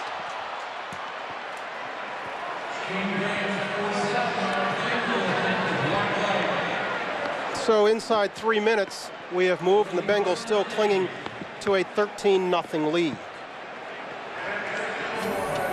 Quick whip around the NFL, some of what's going on. Mike Vanderjagt, much to the dismay of your friend Terrell Owens, was cut by the Cowboys. Martin Gramatica, is he Martin or Martin these days? I don't know. Whatever he was signed by the Cowboys. He's going to have a tough time down there with Parcells too. And LaDainian Tomlinson, of course, now just 5 TDs away from a record. We talk about the, go ahead, I'm sorry. I was going to say, how about the performance by Vince Young last week? I know there's a lot of strange plays in that one, but still quite a comeback for that young man.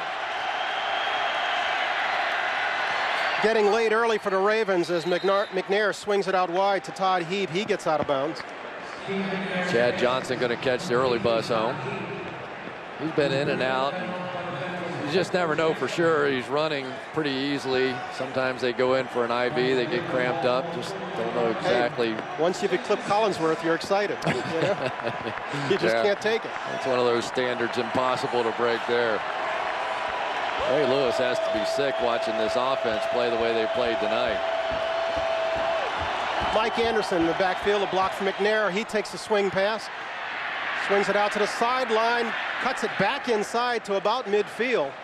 Good gain, but bad for the clock.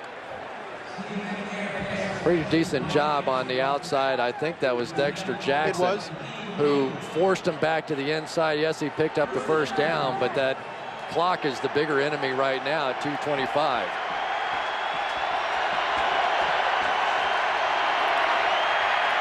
McNair with lots of time coming this side for Todd Heap. He gets it across midfield, but we're ticking down, and we may have the 2-minute warning before the Ravens can get off another play. I'll tell you, the other thing we have not talked about tonight, the Bengals are tackling out there. I mean, you have not seen the kind of missed tackles that historically has haunted this defense. We've hit the 2-minute warning. The Ravens trying to climb out of a 13-0 hole. We'll see how they do when we come back. Dion smells a pick, Brian. Back to you. His nose is better than mine. He always smells interceptions.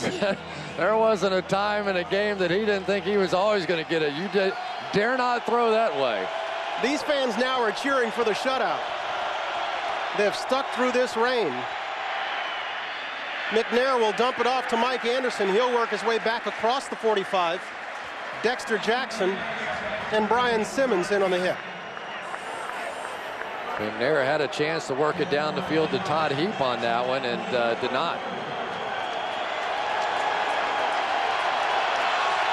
He's left with 3rd and 4. McNair throwing this side, incomplete. Demetrius Williams fought it all the way. Not an easy catch, but certainly one that Williams had a chance to make. It has not been a good night for Demetrius Williams, and really the lack of the big play threat has really been exposed tonight for the Baltimore Ravens. We just, the Cincinnati Bengals have basically been scoffing at these wide receivers. Go deep if you dare, because I'm playing the underneath stuff, and the Ravens haven't been able to take advantage of it. This stop for the shutout. Back-to-back for the Cincinnati Bengals. 31st worst defense in the league. This place would go berserk if they stop them here.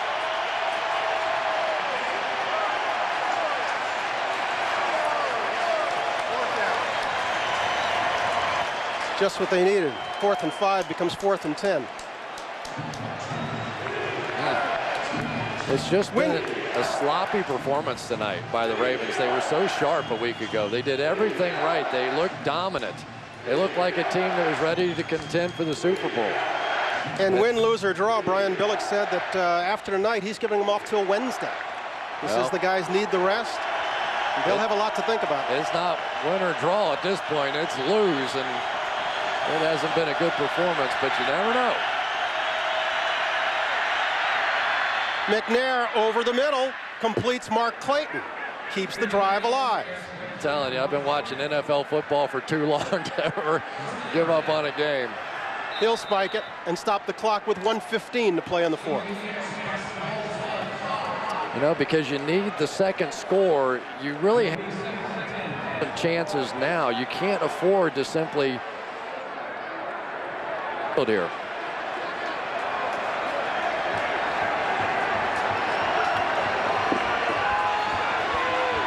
This crowd knows the outcome. They're cheering the shutout at this point.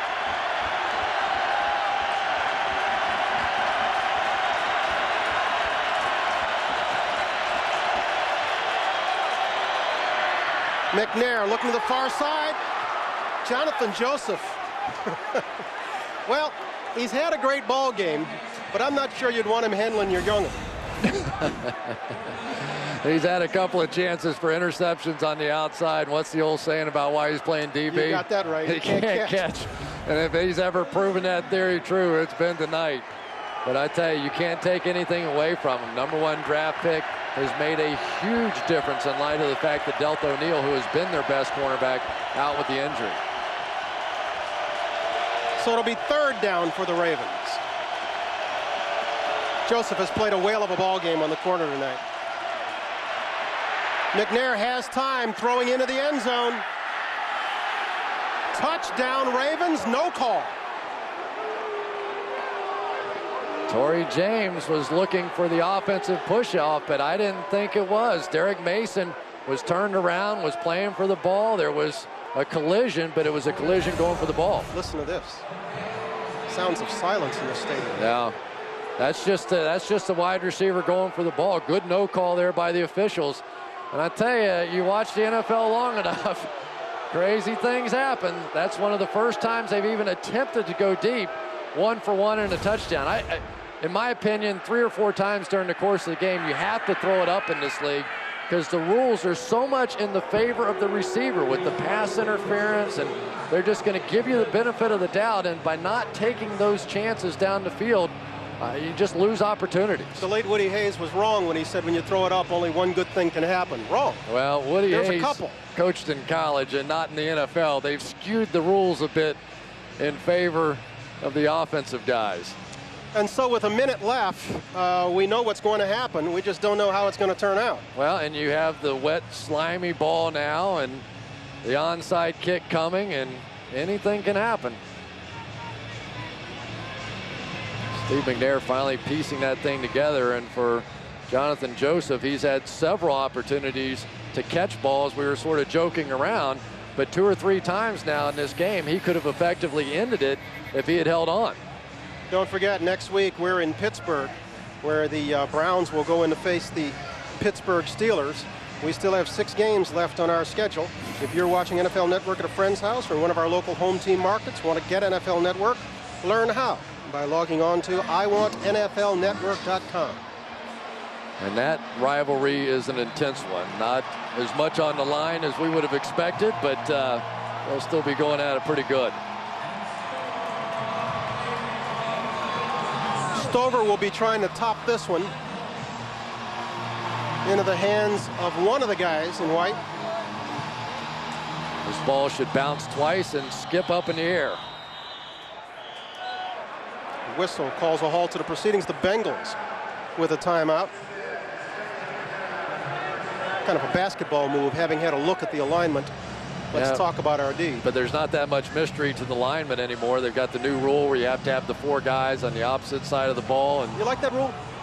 You know, I don't know. I used to play on the hands team, the guy over here on the hot corner, which is the worst position in the history of any sport. Well, that's because here's what they do. That's essentially why they changed the rule. I know, because they would kill those guys over there, but the ball takes 2 hops and then it kicks straight up in the air, and the first wave of guys come down, and all they're supposed to do is wipe you out. So they take you and throw you back about 20 yards, and then somebody else fights for the ball. There were games that I would be out there and we'd be up by 2 or 3 touchdowns, and they'd put the hands team, and I was like, the hands team, are you kidding me? I said, there's got to be some kind of stunt man in this kind of situation to go in there, and you just go out and take a beating. That's essentially why they changed the rule, was basically for safety reasons, because the guys in that position were getting slaughtered. All the stuff they do now, where were they then? Onside kicks this year, successful 6 of 29. That's close to 20%. Don't forget the receiving team has the ability. They're going to go the other way now.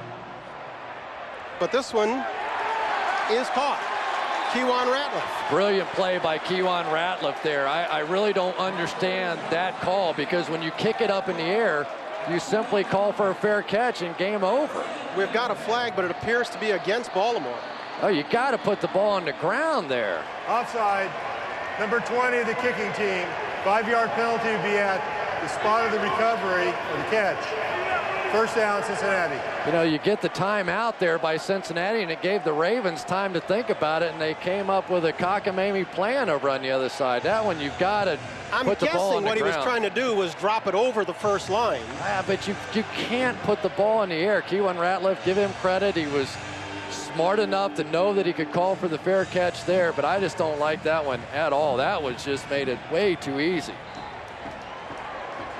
And so Brian Billick breathes it out, knowing his team is going to move to 9-3, and the Bengals will move to 7-5, and suddenly very much back in the playoff picture. Boy, and you start to look at this team now as the crowd here in Cincinnati gives this defense a huge ovation for that performance, the Bengals as a whole. But if the Cincinnati Bengals are really a defensive team of some legitimacy, of any legitimacy. That's a big if. And it's still an if, but they've had two great performances back-to-back. It would be like the Indianapolis Colts all of a sudden becoming a dominant defensive team. And how would you look at that team then? Necessity being the mother of invention, the injuries have forced them to play some kids who it turns out can really play. And have changed the nature of this defense. And sometimes when someone gets injured, other people step up. And for Marvin Lewis and his staff, what a tremendous job they've done against his former team, the team that he helped lead to a world championship with the Baltimore Ravens. But a huge, huge win for the Cincinnati Bengals tonight. And the Bengals, who were out of the playoff picture in the 7th position, now secure that 7th position. They're alone at 7-5, and it's the Ravens who wonder about their future. Yeah, they really do. And remember, it's so key to try and at least get that 2nd seed so you get the bye week. And now San Diego takes the lead in that. Coming up in just a bit, Rich Eisen and the crew at the Home Depot postgame show. They'll have analysis and interviews.